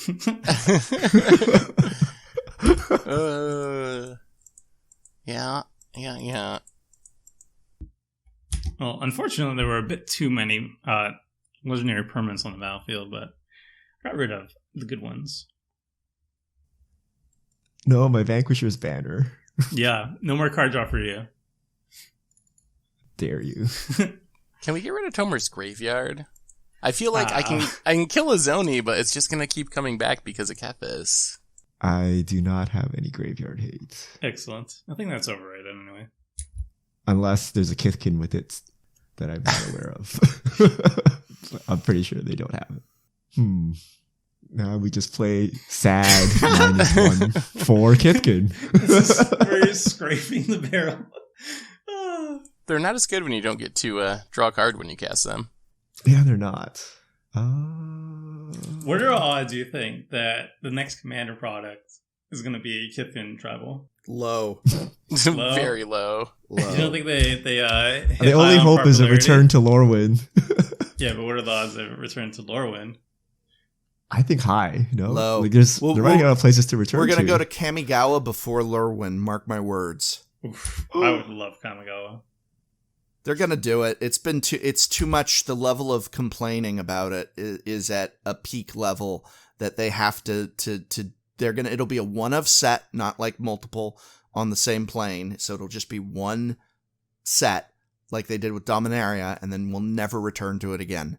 I'm fine with that. I also don't like returning to a plane too many times. Like, I think one return when there's a good reason for it is fine. Like, I personally really wanted to see a return to Tarkir because I feel like the storyline has been set up for a really interesting conflict. Now that like the timeline has been changed up into a future that, you know, a lot of people are unhappy with, at least like local inhabitants, now that like dragons are on top and dominating. So it'd be cool to see like a time traveling Narset, I think, show up and lead a rebellion against the dragons or try to do some more time magic wibbly wobbly thing. Like, that could be fun. Well, I thought it was really weird because, so first of all, when we originally went to Tarkir, we got names for tricolor combinations that we previously didn't have. So we went from the player used expressions of junk and bug, right? And then we got Jeskai and Sultai and stuff. But then they literally unwrote it by the end of the story, so that literally, as of today, right now, you are a planeswalker in the multiverse, you are a citizen of Tarkir, and everything in between. No one knows what the word Jeskai is. It doesn't exist. It was erased from history. So there is no Jeskai. There is Boros, but there's no Jeskai. They erased it. Oh, there's the wheel. Yeah, cards for everyone. This is probably going to lead to me dying, but then it was well worth it. I guess the only inhabitant that knows about Jeskai, so I guess Sarkhan would know and Narset would know. Right. But you see what I mean? Where it's like, what's Jeskai? And it's so weird that they literally, they're like, okay, we don't have terms for these decks. We're going to create them. We're going to establish these flavorful tribes that people, you know, are like, oh, cool, Sultai. Maybe I'm Sultai. Maybe I'm Jeskai. And then we're going to literally just make it not only gone, but gone forever. Where that now it's like, I mean, like people like to imagine that they're in the Izzet Guild or whatever. And it's like, but Jeskai, you're not going to get new Jeskai stuff in a return to Tarkir because we wiped it from existence. It's so strange. It was such a strange decision. I guess maybe it feels like it really should have gone weird. the opposite way. It feels like we should have ended with the cons of Tarkir and stuff and such. Nobody's like, I'm Ojutai's servant. Nobody's like, wow, how cool, I'm Ojutai's servant, you know? I feel like they were hedging their bets a little bit where like they didn't know if people would like the cons. At the beginning, so they're like, all right, we'll only have like one or two, like one real cons set and then transitional and then dragons. And everybody loves dragons. So we're going to make it the most dragony dragon set possible. And yeah, I feel like that was the idea. Like dragons are always the most popular tribe, that with like angels and demons and whatnot. So we're going to have like the most dragony set possible, but we can't have it for like 3 sets or like an entire block. So we'll only have it at the end and like really blow our load on it. Just kind of like how they did with Planeswalkers and War of the Spark. And then you know that's going to be a hit. But like I Right. did like the whole writing of it kind of made it feel like when the dragons take over, that's the bad timeline.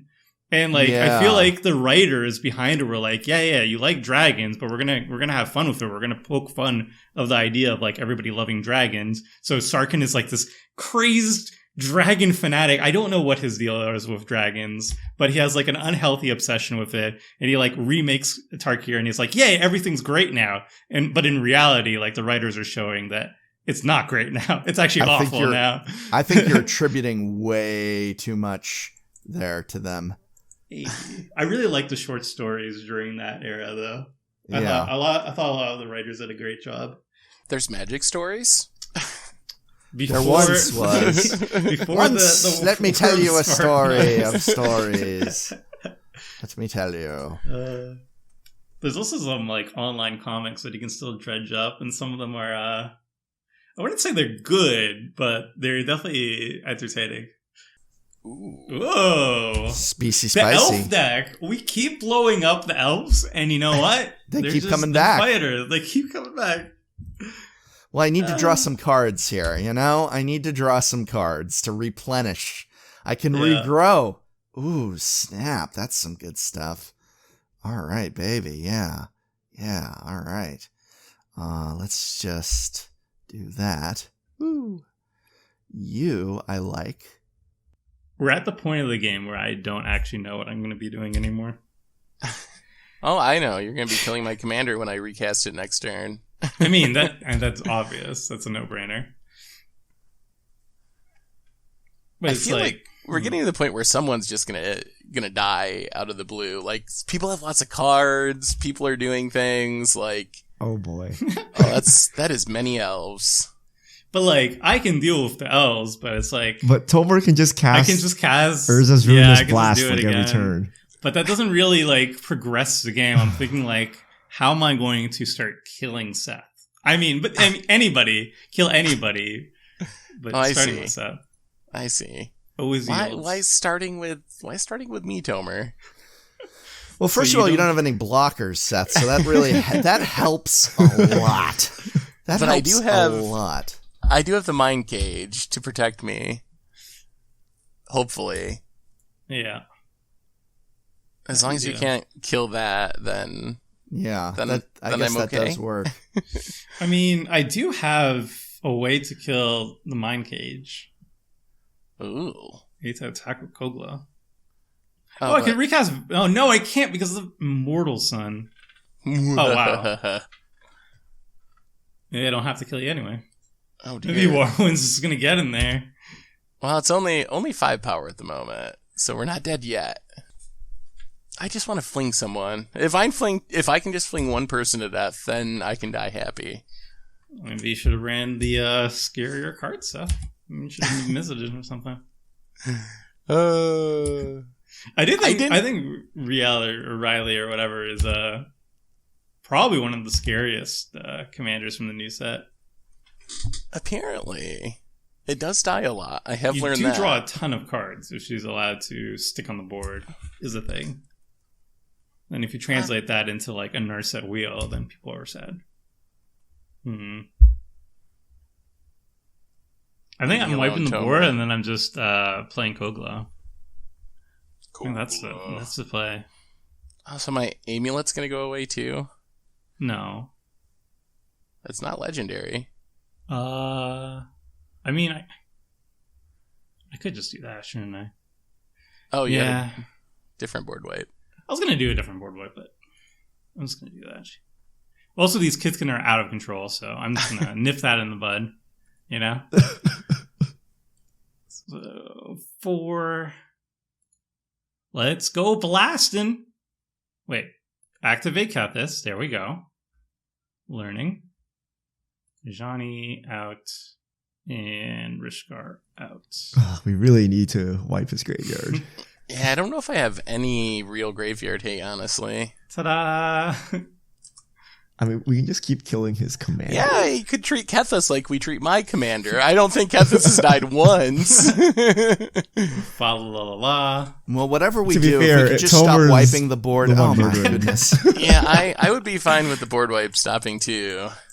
It's fine. So we got to deal with Kethis or Tomer's graveyard, or he can do that every turn. Forever. I mean, Marwyn is getting there. It's getting big enough. Yeah, but that's going after me, so that doesn't help you with the board wipes. Oh my god. As soon as it's bigger than Kogla there. All right, let's... Oh, wait, he has 0 power? Oh, boy. Fight. I will fight. Take that, Brigid.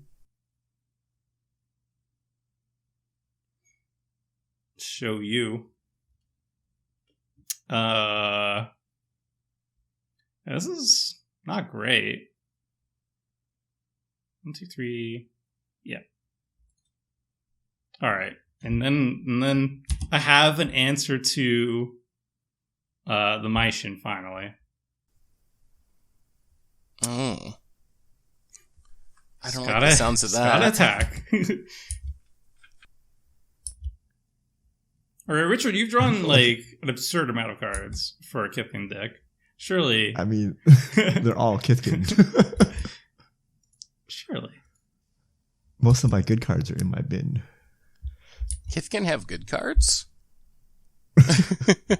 What's the best Kithkin card? Order of the White Clay? The problem is... Constant Exile? The problem is everything keeps getting wiped. Yeah. Tell me Look, about it. I'll stop wiping the board if you just let me kill everybody. I consider that a fair arrangement. We got to deal with Tomer. I wish that hoof was around. The hoof could get through the Mishin. Do I have any answers? So what do we need? We need to wipe his graveyard, but we don't. That would get rid of the board wipes, at least for now. And this is why I always advocate for graveyard hit. Oh, and he has a Yawgmoth's File offering, so he can get any creature back every turn too. Yeah. That's no, really it's bad. it's exiled when it's cast. Oh, okay. Yeah. Destroy up to 1 target creature planeswalker, exile Yawgmoth's File offering. That would have been nasty. Yeah, that would be really bonkers. I don't really have anything. Everything dies to the board wipe. You have 9 cards in hand. First of all, there's a lot of lands. Second of all, the rest are Kithkin. Is there any Kithkin that wipes graveyards? What do they even do? I don't think so. They just do stuff that's not wiping the graveyard. Like I said, we just need to murder Kethis enough times too. That would work. Yeah, I don't think it's died once, so we have to murder it a lot of times. I'm still on board on the Kill Riley plan. It's not even there, and you're still trying to kill it. Yeah. Yeah, there's nothing I can really do. Actually, maybe I'll just do this. Wait, no, that dies to the board wipe too. Come on, Tomer. Stop wiping the board. Stop it. Look, how do we murder you? Just let me kill you all. It's fine. Well, then do it already. What are you waiting for? I'm a control deck. I can't be Yeah, you're rushed. not doing what. Oh, here comes more 2/2s. Wait a sec. Other Kithkin get +1/+1. I think we see who the new archenemy is with that. Does anyone have an answer? Counter? Come on. Strictly better than Lord of Atlantis. Come on. Has depleted all his counter magic. Look at that awesome art, though, on that card. Look at that awesome art. Oh, yeah, I really play these dirtle cards that do nothing. Oh boy, that board wipe's gonna be really good against you next turn. Oh, you probably have Teferi's Protection. Oh, you can't play Teferi's Protection. I can't play Teferi's Protection. Yeah. Oh, that's a relief. No flawless maneuvers here. No free counter magic thingy. I mean, if Seth can counter a board wipe, then what? Then all of recast your it. negative power creatures can get in there.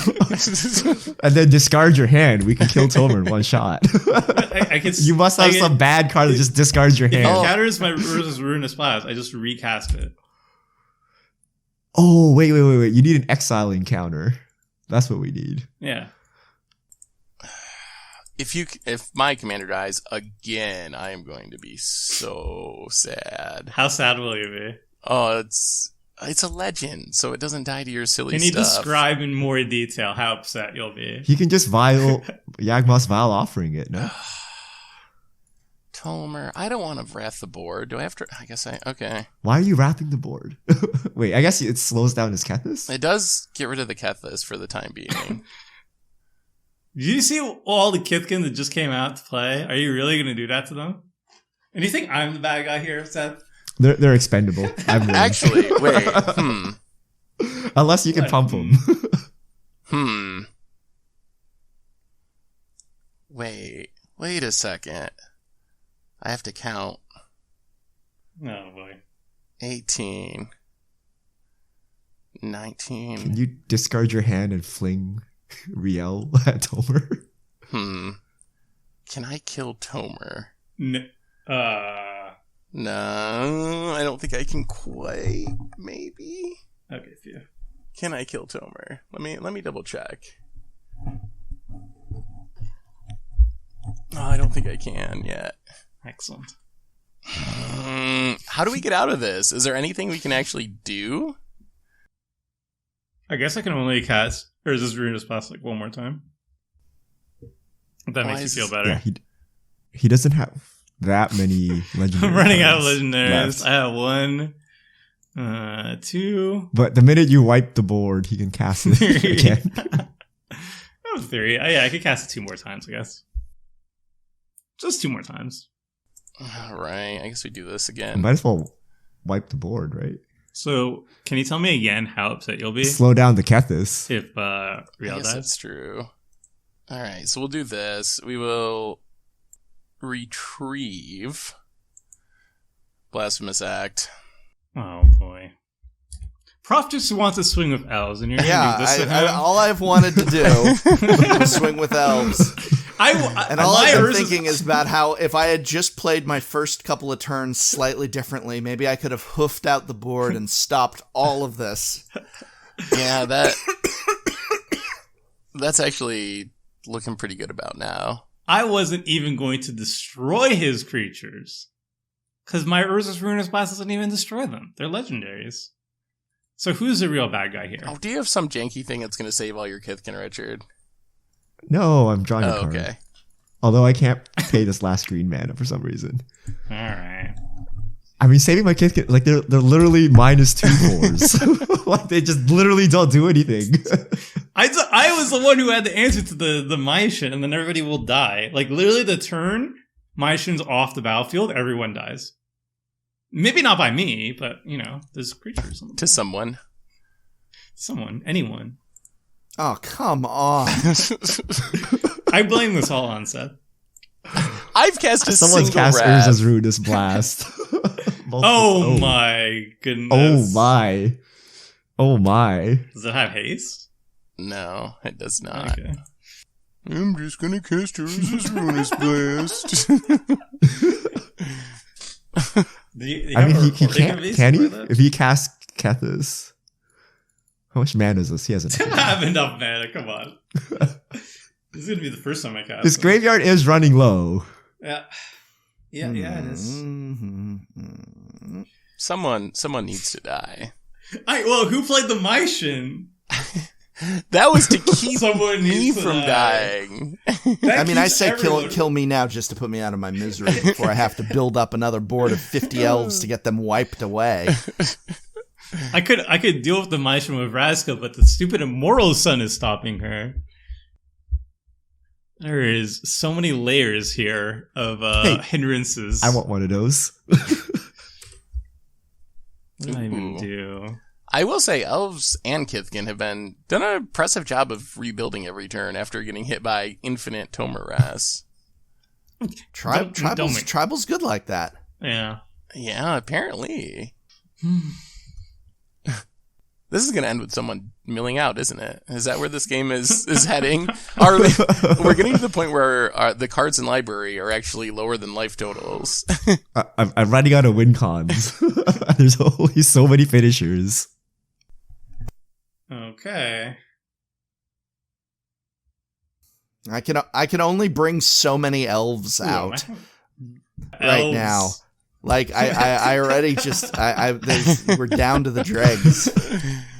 Down to the I can't even attack anyone this turn.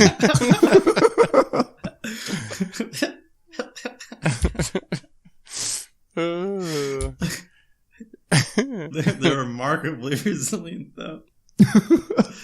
All right. I'm going to try my best to deal with Seth. What? You could have just let me draw cards with my commander like I just 20 wanted the turns Mai ago. Shingon at That this would have point. That would have been fine. I just want the Mai Shingon. None of this would ever happened. Don't put that evil on me. Gosh, alright, so Kethis is a bunch of mana. He's 5.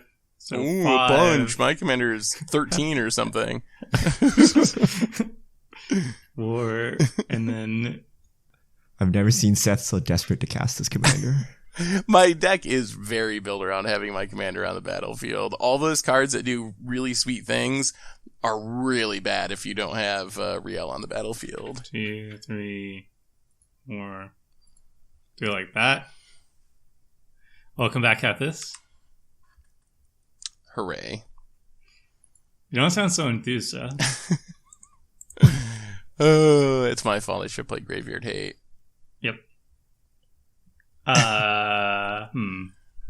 Okay, so I'm going to cast... Gosh, I'm actually running low on things to exile. Yeah, you don't... How many legends do you have left? 1, 2... I can't get around the Vraska. Yeah, get rid of Vraska. Okay. So we're going to do this. Mm-hmm. We're going to kill your... Are you going to Put kill my the Drake again? in the lake. Yes. How do you know? This Drake is insanely large. Yeah, not bad. Even through the mind cage. Boom. Yup. Mm-hmm. Mm-hmm. Mm-hmm. I'm having fun. Are you having fun? Yeah. It's a blast. Oh, yes. No, that was Vile Offering. Ruinous Blast was the last 2 turns. Okay, so Fury Ultimatum. Oh yeah, I shouldn't talk Oh. out loud. Yeah, okay. He's trying to eerie know it ultimatum. goes in your No, I graveyard, think right? here we just press this. This is gonna end the game. This is gonna be good. What is it? Don't worry about it. Kamal's Druidic Vow. Yeah, Alright, so we need Graveyard Hate. no. And we need it now. Or we kill Kethis. Or we kill... right? But then it could just comes back for 7 mana and he's But still... then, how much is his vow for? Not much, right? Not Yeah, right I guess, now. I guess, yeah, not as much. Can fight up to 1. Oh, there we go. They fight. All right. Okay, we're good.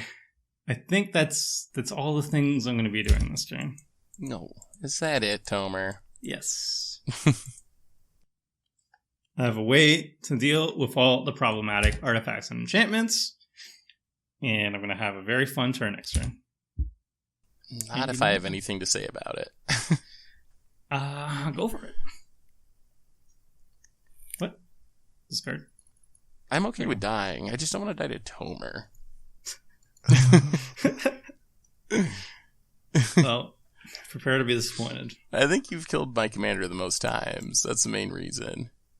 My only regret is I haven't killed it more times. She's just a little innocent old lady that wants to draw cards, and you will not let her do her thing.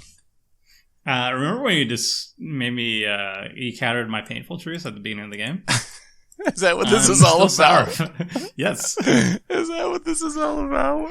You don't mess with my card draw. I thought you would understand this after like 4 years of playing Commander together. I just wanted to show off my cool counter spell that only goes in a Rielle deck. Specifically on my card draw. All right, Richard, kill him. What? I can't. Just let the Kamal's Druidic Vow happen. It will be great. Everybody will have tons of fun. And the game will probably end. All right, we will. We're gonna go dig for Wrath, I think. No.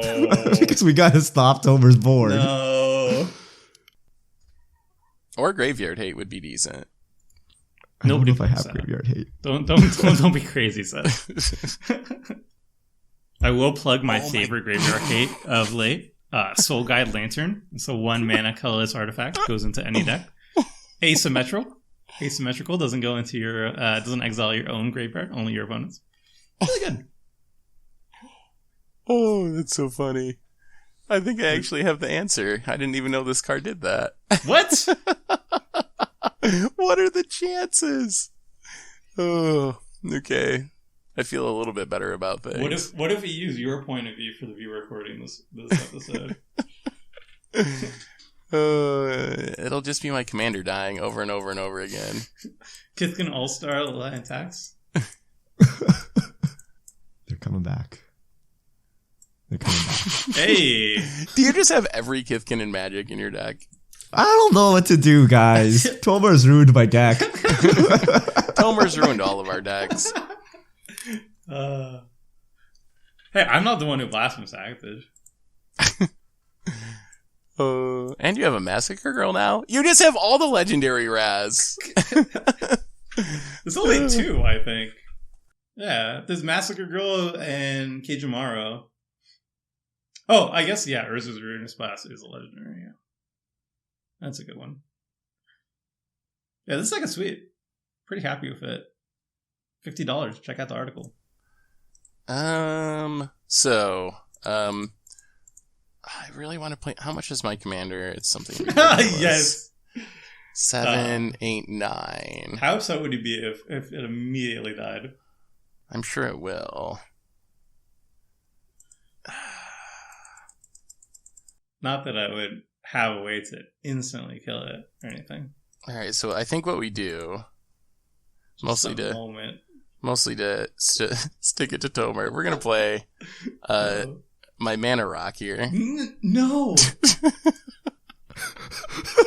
That just randomly puts a card from a graveyard on the bottom of its owner's library. But I have the way to win, Seth. Don't you want the game to end? Don't you want the blissful sleep of crushing defeat? No. I want the game to end, but I want it to be with Riley being flung at your face. And then Can you just discard your hand so I can attack you for lethal? Maybe next turn. Is it at the bottom of my library? Yes. Oh my goodness. Alright. So you Can't got even mill myself. 53 cards to go. Alright. I see how it is. You'll get there. Don't worry. See how it is. Wait, what did you put at the bottom? You put my Genesis Wave, Kamal's Druidic Vow at the bottom of my library. I was going to cast it for $1 billion next turn and win the game. We still get Ruinous Blasted. Yeah. Well, I wasn't going to cast it if I was going to cast Kamal's Druidic Vow for like 20. But Seth had to ruin the fun. So we'll take this. Recasting Rielle? No, not yet. What are you grabbing? Wheel. And then we do this. 1, 2, 3, 4, 5. No. I can't kill your monkey. It would be a shame what happens to that enchantment. I know. So you do this. 1, 2, 3, 4, 5. No. Wait, you're discarding your hand. What? Oh, you're wheeling afterwards. Gosh. Kill things again. All right. Protection from converted mana costs 3 or greater. Come on. Firestorm Come only on. costs 1. Were you expecting your Kithkin to be good? Come on. They got all these gotcha abilities. All right. None of them worked. And It's then still in it, all right? we'll do this again. Oh, my New goodness. cards for everyone. Yeah, I liked my cards, though. I'm actually getting close to milling out. Yeah, that would be a shame. Maybe that's the win there. I'm putting more legends in your graveyard for you to... Not a lot. I had Reki in there. That was going to be sweet. I also had a way to shuffle my library, which would have been maybe helpful. All right. Well, that's it. Prof, thank you. I feel like Prof is regretting saying yes. Yes, thanks for joining us. We are great hosts. We roped you into when I was 5-hour camp. when I was invited by Tomaron to this episode, I said, well, only if it's just a one-time guest appearance, because I've got a busy schedule. And I thought, wow, that was a little harsh to say up front like that. Like, sounded a little like I wouldn't want to come back. And now I don't feel like that was too harsh at all. I just want to be really clear. Like, after this, I'm gonna go hug my son, tell him that I love him. He won't recognize it because he'll have a full beard. Yeah. All right, let us do doink first. Oh, okay. Ooh. Hasty haste. Hasty haste. Very nice. Let us follow up with this. Mm-hmm. Another elf. Elves are good. Mm-hmm. Can't be countered. Seth, do you have a response when I blow up your Mycian? Mm.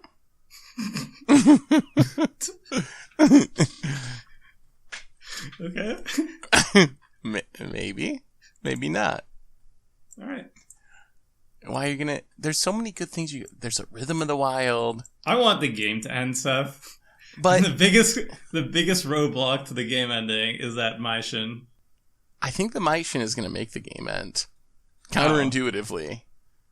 Are you going to mill us to death? Yes, I'm going to keep getting back wheels until we all die. Right. I'm fine with that, actually. No, I think I actually get to do a cool thing next turn. I have a next turn. Radha. Come back, Radha. Bringing back Radha. Gotta do it. Drawing all the cards, too. And Riot. Card draw is nice. Listen, what can I say? I like the card draw. I like it a lot. Not so much the rampant board wipes every turn, though. No, not that so much. Definitely not that so much. Ooh, Prof has the Heritage Shroud going. I do. I wonder... You gotta have more Craterhoof type effects. Of some I think kind. it's all in my graveyard at this point. It's Or all the been Exiles, wheeled away. a lot of cards have been killed this game. All in my graveyard. Well, maybe an Eternal Witness or something. I'm just doing this for the mana. Yeah. Need the mana. Keep the Elf Storm going. So, of your paper decks, which is your current favorite, Prof? I still am a big fan of my Cassetto deck. That's a lot of fun. I really like Cassetto. I really like Teysa Orzhov Scion when I feel a little combo-y. Those are kind of my top two go-tos. And then, of course, just Sig River Guide, which I've been upgrading to be a little... I went from moderate power to low power, and now I've decided, screw it. Merfolk have such a hard time. I'm just making my Sig River Guide deck super powerful. Just because. Just cause. I don't know if I've ever seen a really strong Merfolk deck in Commander, honestly. Yeah, just throw some swords and Sig with swords. Ooh, baby. Sig with swords is where it's at. Ooh. I've been very impressed with Kumena as well as like a more combo-y version of Merfolk. I remember, what was it? Jimmy played it on game nights, and he had a very good showing with it. I've written about it as well. It seems very effective. Sig also, is cheap, invasive, also just gets a lot of random value too. Yeah. All right, Seth. All right, Tomer. I'm going to tell you what's going to happen. What's going to happen? I'm going to blow up your Mycian and hit you for a lot of damage. How much is a lot? Like I'm dead? No. Just 6? Whatever he hits for. Oh, regularly. King Kong amount of damage. Okay. Yeah, it's not that bad. Or Don't you worry could about it. blow up the Mortal Sun and get your Vraska. Yeah, no. Or Also Prof exile has Vraska. Door of Vraska's Destiny. gone. Vraska is so last 2 hours ago. You're going to turn on the Door of Destiny, though, and then we're all going to die. What are the Kithkin gonna do? Honestly. Well, no, the elves. I don't have a Door of I'm Destiny. talking about elves, not Kithkin. Yeah. I always associate Door of Destiny with Richard. Yeah, that's kind of scary, I guess.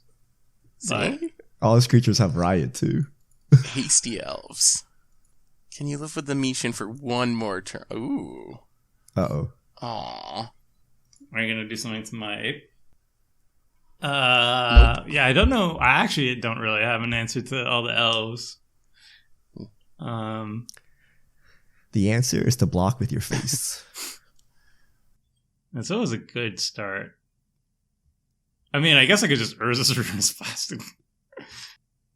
I mean, you only have so many left. How many more casts do you have? Yeah, you gotta be running out. I mean, yeah, I think that's the play, right? Actually, Are you Urza's Ruinous Blasting again? let's just go blasting. Oh my goodness. Oh, dear. Oh my goodness. End me. Thanks so I'm much, right there with you. Prof, for joining us. So happy to have you here. We're just gonna prolong this game a little bit, just a bit. It does have to Yeah, end we wouldn't sooner want or it to later. wrap up quickly or anything. No. Oh, I probably should have cast Reki. Oh no, I don't have the mana for it. I'm fine. I'm actually just outplaying myself. All right, and now we get rid of the Maishin. And blow that up. And the game will end. Not if there's more Urza's Ruinous Blast. So, Richard, can you get rid of that Shalai by any chance? Let's see what I draw with my Archer Rascal. I am on board with the game ending, but I would prefer to end with Tomer first, and then the rest of us. See, I'm on board on me winning the game and crushing you all with a big ol' ape. I Angry have bad ape. news for you. I drew a plains. Ugh. You have 8 cards in hand. Let's Are see. they all bad, Kithkin? No, they're all lands. Let's just suspend And this. things that die to Urza's Ruinous Blast. All right. I mean, I'm done. Don't worry, we have a couple of redraws. We have a I couple think of if you can get redraws. rid of Shalai, I can kill Tomer. What? Anyone have any good lands? Like, can get rid of Hexproof? Let's see. No, the hexproof is the issue. That's what's keeping Tomer alive. I had it covered until he blew up my vessel. Actually, I needed that exact one more mana to be able to do it all. Fantastic. Well, you're gonna cast Riley. All and right, hold then on, wait. I have a Fling it? Kithkin tutor. Wait, so what do we need to do with Shalai? Let's Just see. get rid of it. You Planeswalkers temporarily is good enough, right? Oh, I can't. And during my turn, temporarily.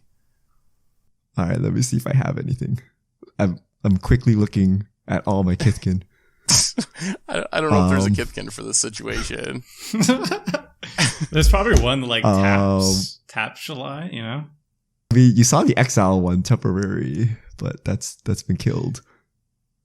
Do you have a? What What about like a good Kithkin? Do you have? Is this like a good one? Hold on. The Kithkin will remember this, Tomer.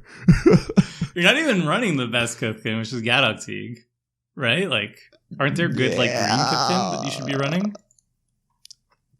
There aren't. So blue is actually the other Kithkin color. Well, then what's the deal with Gadok Teague?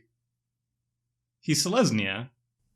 Yeah, I mean he is a green one, but there aren't that many green Kithkin. There's a lot of blue ones too. So what you're saying is Bant is the true way to play a Kithkin. I have nothing, Seth. Okay. Luris, the best way to play a Kithkin. Boom. Done. That's the true answer, right? It's Merfolk Commander, Kithkin Commander. Well, why wouldn't you use a companion? Why wouldn't you? Let's see. most of the restriction. Yeah. I'm feeling unapologetic about adding a companion to one of my personal decks. I have 6 converted mana cost tribal, and it is the perfect home for Garuda. So Yeah. I doubt there will be much complaints there. Garuda costs 5 though, so you can't do that. Wait, no, Garuda's 6?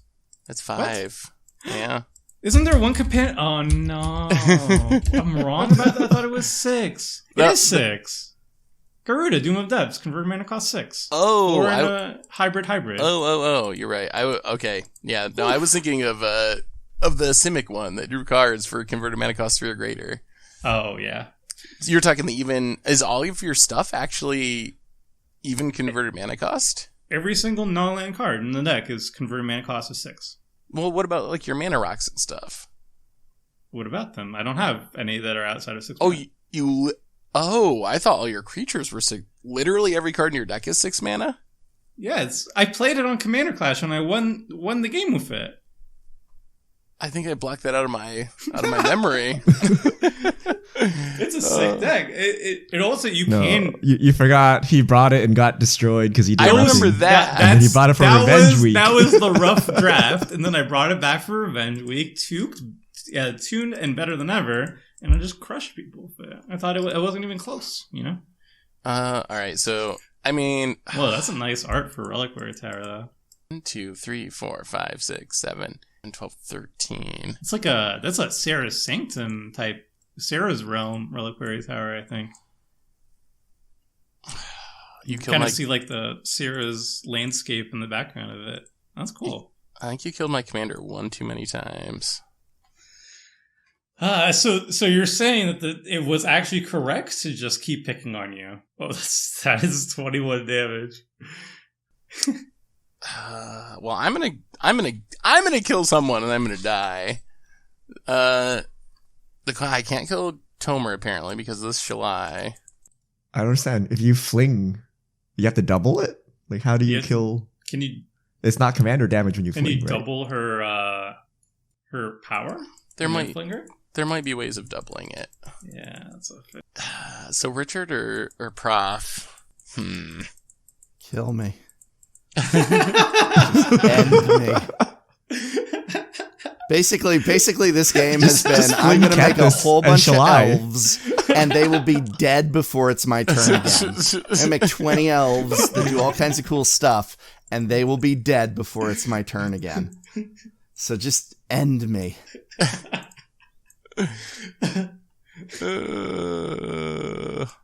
All right.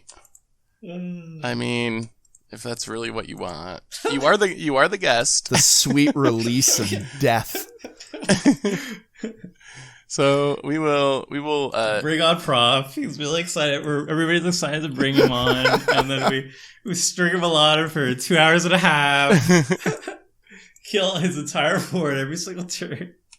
Oh, that's sweet. That is sweet. What a way to go. You know, it's actually nice. Wow, that is significant damage. I think it should be 40. Like, it could have killed anyone. It could have killed Tomer if it wasn't for Shalai. Good times. Wow. Yeah, dang. if I had one more mana left over, I had another card that could have dealt with your board. Turbulent Dreams, but I don't know what that is. Oh, well, I will tell you because I'm sure I'm going to die as soon as you untap here. Am I going to just lose to Kithkin? Yes. Richard? Hopefully. I have a 3/5. And you have a recurring Urza's Ruinous Blast. Explain to me how this will happen. I don't know. Turbulent Dreams is another really good card with Rielle. It's 2 blue mana, additional cost, discard X cards, bounce X non-land permanents. Huh. So if I had one more mana, I could have bounced your Shalai and all your other stuff, and then double thudded you. Kill me, Tomer. Send me to Prof. The sweet release of Prof. Oh wait, if I attack with, I might keep you alive for a turn, and then I can get rid of the spear. Oh, okay. No. I'm gonna kill you. It's fine. All right, let's draw an attack. I wonder, the question's going to be, how long do you and Richard play this heads-up game? You're both technically 40 life or above. I mean, he has like 13 power. But you have a Kithkin. Yeah, you have a good. Which will get wrathed away. All right, so we deal with Seth, and then I just have to deal with the menace that is Kithkin. Yeah. Good game. At least I thudded someone. Yeah, that was pretty sick, actually. Oh, that Shalai saved you. Yeah, it definitely would have been you. The most expensive card in the deck, by the way. It's like $4 and a bit. $4 and change. But it's worth it. Alright, so we start with some milling. I have a Planeswalker in my hand and the Mortal Sun is taunting me. Okay. Let's grab this. So now this has become as close to a game of Canadian Highlander as it gets. Get back the Acolytes. Return a permanent. Maybe I can actually... Is there a permanent that deals with your silliness over there? Can you finish the game? I mean, it's past his combat stuff. Yeah, probably not. I can... yeah, I probably should have done all these things ahead of time, huh? You were just too excited about killing me. Pretty much, yeah. Acolyte of Affliction. Getting back Gravebreaker Lamia. And then there has to be... Oh, and then I get back Kamal's Druidic Vow. And then that probably is going to end it next turn. Isn't that on the bottom of your library? Yeah, but I'm getting And back not a Gravebreaker permanent. Lamia. Oh. And then I can cast Tutor it up Gravebreaker again. Lamia. Does it actually end the game, or does it just put a bunch of stuff into play? I mean, what, is Richard going to board wipe me every single turn? I mean, it has happened before. Pretty recently. Okay, yeah, where are you? Kamal's Druidic Vow. Alright, and we get that. I mean, I could also Primeval's Glorious Rebirth. So there are options here. Oh, let's just play this. To tap out. Alright, Richard, what do you got? Show me what you got. Kitten Harbinger. Basically, Goblin Matron. Tapped out. If I lose, I don't know what's real anymore. Such bad cards. What do I do? Alright, we play this. What do you need to crew Weatherlight? Okay, yes. We will show you the power of Kithkin. I'm ready for it. Okay, so first we play Tribal Enchantment, Malicious Pride. This is what?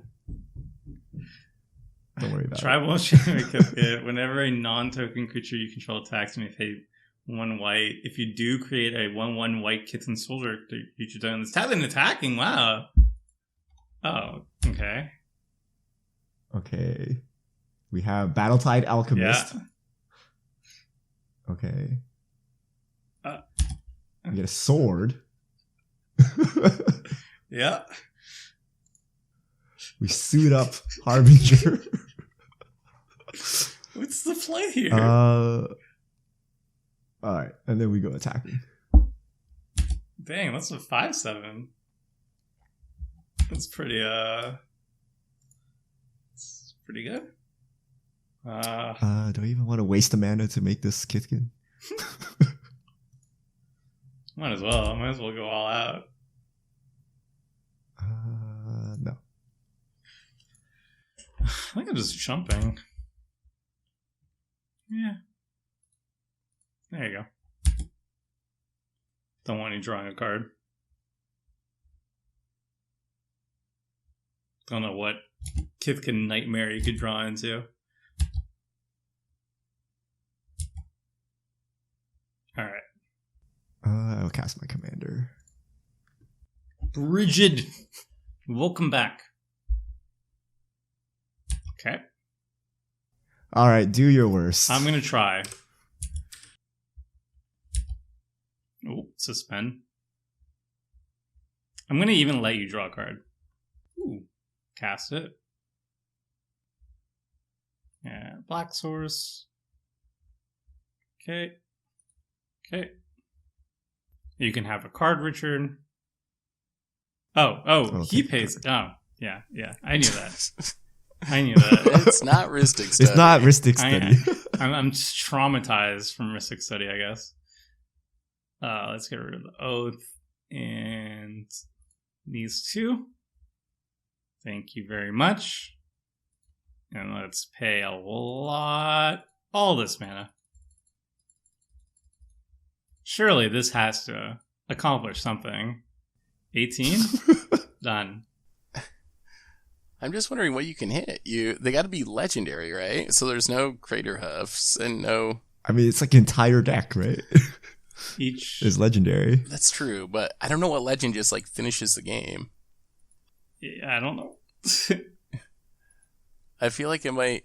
I guess maybe how it finishes the game is Tomer's down to 12 cards in deck, and maybe you can mill them out. I would really hope not. The Kithkin mill cards. Did it work? I can't... It's lagging. Oh, is Moto gonna just die here and we end in a draw? The real winner is Moto. I will take it. I mean, typically these Genesis Wave effects usually... There we go. It took Moto's a not bit of happy time. with. All right. Surely this has to be enough. Surely this has to be the end of Kithkin. Kithkin, more like Kith can't. Dang. Dare you? How dare you? They are fighting their little hearts out here. Do I want to use its ability? No. I don't have any more planeswalkers. Oh, I should have actually used it. What am I talking about? Whatever. I'm sure the viewers will be kind in the comment section, as they always are. All right, let's go attacking, I guess. Do.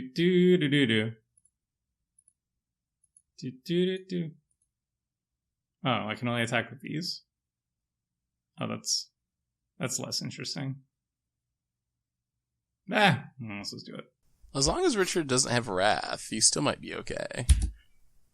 Well, I'm gonna actually just get rid of the Immortal Sun. Okay. Do it to it. I guess we double block King Kong over there. Yeah, he's gonna die. Whoop. Oh, I could have gone on the Weatherlight and on this action too. Oh well. I get to prevent like 1 damage from all of your attackers. That's with Battle Alchemist. Is that your best Kithkin? It was probably my most expensive one at 5 CMC. Well, let's get rid of this. No, the Harbinger. Let's just clean up the board a little bit. How dare you? I'm giving it the healthy respect they deserve. And then just for good measure, let's get rid of your Immortal Sun for good. It's already gone. Oh, you're Kimerating. See? Graveyard hate. Easy. Alright. Do yours. Alright, you got it. I didn't draw a Wrath. But before we go, we will cast Sen's Tactician. Alright. Kithkin, send in the message. And I'll show you the reinforced mechanic because it's always a fun mechanic. With the rustic clad can. It's like literally like the Hobbit Hill. And then we concede. Alright, good game. Good game. That was a long one. But yeah, I was personally pretty happy about how my deck went. But I want to hear about some other decks first. Prof, we got to see your deck kind of go off multiple times. We got to see the Greater Hoof. We got to see the Udvara Hellkites, or one of the Hellkites, showcase their stuff. And despite some very anti-elf stance that most of the decks were taking, the elves came back over and over and over again. So that That was very impressive. Was there anything that you didn't get to showcase in this deck that you would like, that you really like from in the deck? Well, I think like I was actually feeling that, joking aside, the deck really did perform pretty well, because whereas if there's anybody, like any of the viewers in the comments might be saying lame that Prof didn't get to do anything because it all got wiped, I would reply, listen, if I got to do anything, it would have been game over. I was literally like with each of those moments before the wipe, if it had wheeled around to me without me being, affected, I could have done some serious damage. In addition to going infinite with Hellkite, had it wheeled around once a few more creatures dropped, or of course, traditional Crater Hoof. I had Zuri in hand at one point. I had Triumph of the Hordes in hand at one point. I had Aggravated Assault in hand at another point. And all I was just saying to myself is, let it go around to me again. And it didn't, but it's a good thing, because then that would have been my opportunity to go off. So it's a pretty resilient deck in that way. If I wanted to engineer it a bit more and refine it and again, against wipes and such, it could get pretty mean, but I don't really like playing like that, because then it's amping up the power and such. But I think the deck demonstrated what it was capable of, especially that one turn where I just completely emptied half my deck onto the table. I was just sitting there. Oh, another elf, another elf, another elf, another elf, another elf, another elf. And I mean, if it had gone around, it would have been pretty bad. Yeah, that was the beauty of elves, like having a Beast Whisperer in play, having a Guardian Project in play, having like a Life Crafter's Bestiary in play, like just chaining them together over and over again. And once you have two of those, all of them become not just like cantrips, but like neck card draw. So it's very impressive. Like this is probably a poor matchup for an Elf Ball deck, just because I had a ton of board wipes, the recurring aspect of it. Seth had a ton of board wipes as well. And despite all that, like I can only imagine at a table where it's less control heavy, how devastating the deck can be in that sort of situation. I'm also quite lucky that I didn't get Crater Hoofs right off the bat when I played the Kejimaro. So thank you, Richard, for that. Richard, we got to see Kithkin do pretty well, I have to admit. There was a lot of card draw. There was some like 7/6 Kithkin. But we got to see most of the Kithkin. Were there any like all-stars that you didn't get to showcase? I think you literally saw every card in my deck. I actually went through my whole deck. I had plenty of gas left. Like if you ran out of board wipes and I wasn't dead, like I still had 7 cards in hand. I had the Dusk Dawn in my graveyard. I could have brought back all my Kithkin to my hand. So cards was not the problem. The constant wiping was the problem. And that's where Teferi's Protection, which is not legal in our game, but normally that would be what saves you, because it saves all of your artifacts and enchantments too. Like when I lost kind of my Obelisk of Erd and all of that stuff, like my Kithkin then became small. But to answer your question, the best Kithkin are the Sun Titan Kithkin, which you saw, but it didn't do much. There's a Kithkin that gives all your Kithkin double strike, which is very lethal. And then actually the Battletide Alchemist is not bad. It actually prevents a lot of damage because there are a bunch of random Cleric Kithkin sitting around. But we didn't bring Graveyard Hate, so got punished by repeatedly getting wiped.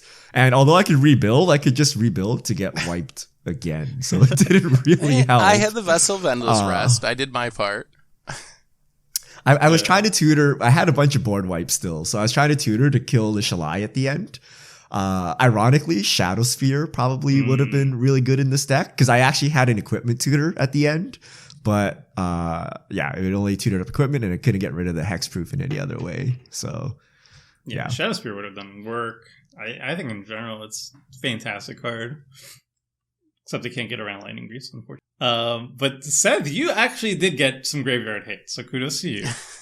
Sort of. I don't know if that really counts, but you really got to see you got to see most of what my deck was trying to do. I actually think this deck is really sweet, and as I kind of mentioned before, I intentionally tried to like power it down without playing like Nibs and Gnar sets and some of the typical like, oh, I wheel and just win the game on the spot cards. And I think it was still pretty powerful. I might have underestimated how much hate my commander would draw. It died a lot, and the deck really does need Rielle on the battlefield to do anything, because you saw a lot of the janky, like, discard cards to do something effects that, if you don't have Rielle, they're just basically unplayable. But if you do have Rielle, they become really good because they're also like looting through your deck. The only card I wanted to mention, you saw the fling package. I have all the flings in there, some ways to copy spells. The only other card that I didn't see that I was hoping to draw at the end, which could have killed 2 people, I think, was Psychic Spiral, which is a 5 mana instant that shuffles all your cards in your graveyard back into your library, and then you mill someone equal to the number of cards that you shuffled back in. So if I could have found that, I think our libraries were empty enough that probably could have milled out at least someone, and maybe 2 people with the increasing vengeance, and taken 2 people out. So that was kind of the backup plan, and also a safety valve in case I actually did draw too many cards and was going to mill myself out. Yeah, I think that's a fantastic backup plan. Just so like you're about to get milled out, so you mill someone else out instead, and just reshuffle the entire library. I think Riley is justifiably scary. I think the scariest version of Riley is going to just be a deck that has, you know, the free counter magic. There's a new one from Commander 2020. I forget its name.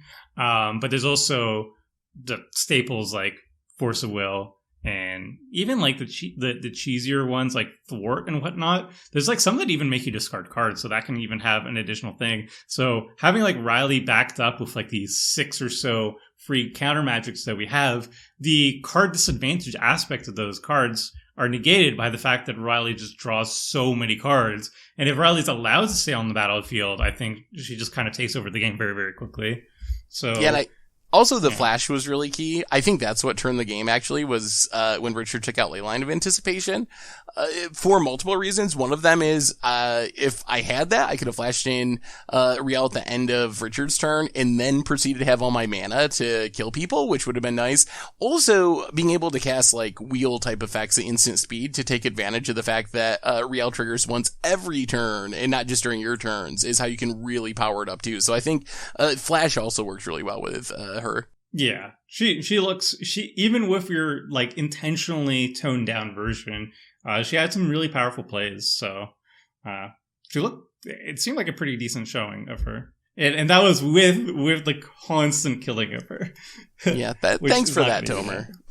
You're welcome. But at the end of the day, the $50 deck won. Yeah, I think my deck overperformed.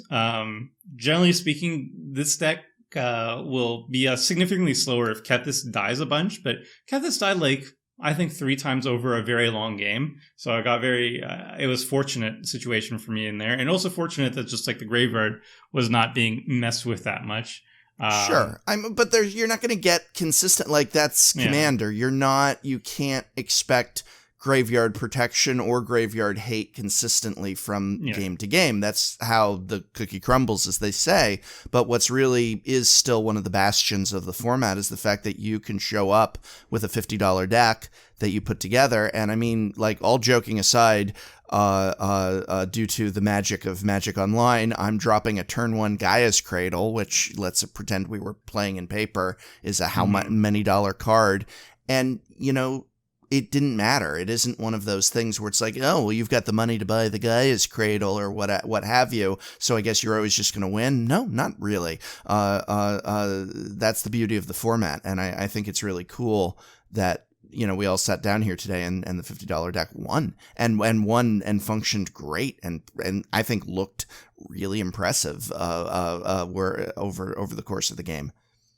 Yeah, I love the multiplayer aspect of it where, like, yeah, sure, somebody can have a more powerful explosive start, like a turn 1 Gaia's Cradle is really scary, but then the rest of the table, if they analyze the threats, then they can kind of adjust. So even though my deck might be slower because it has a more restrictive budget, that can work in my advantage. Like, people weren't focusing me at the beginning of the game, and that allowed me to catch up and establish a good board position.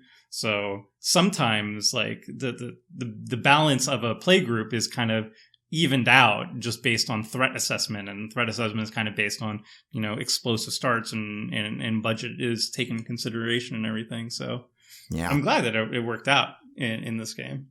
All right, and I guess that wraps up this Commander Clash. It was a doozy, but I hope everybody enjoyed. Prof, I wanted to close it with the last word from you.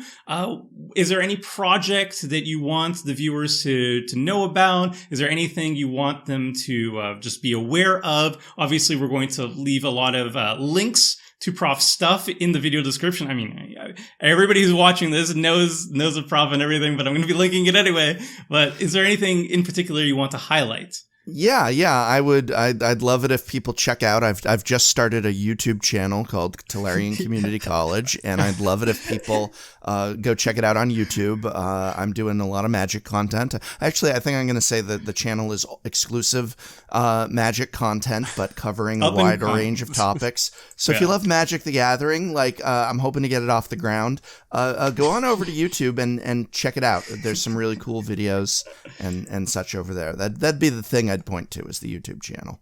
Yeah, I would say it's like my favorite new up and coming channel from the year. And if people haven't heard of you yet, I'm definitely going to put a bunch of links, you know, make sure they're good and everything. I think you're on Twitter and such now too. So yeah, but I don't care about that. Just go watch the YouTube channel. Just give me the clicks. Just click on videos. Give me the go clicks. I got product reviews. If you like products, I review products. If you like decks, I do deck techs. If you like me rambling on and on, I just spent an hour talking about Splinter Twin and how it should have never been banned. That's right. A half-decade-old topic for an hour. Just come listen, and I get angry during it and yell. Like, it's fantastic. Just that's what you expect. It's as if an elderly, cranky person ran a YouTube channel, because that is kind of what it is.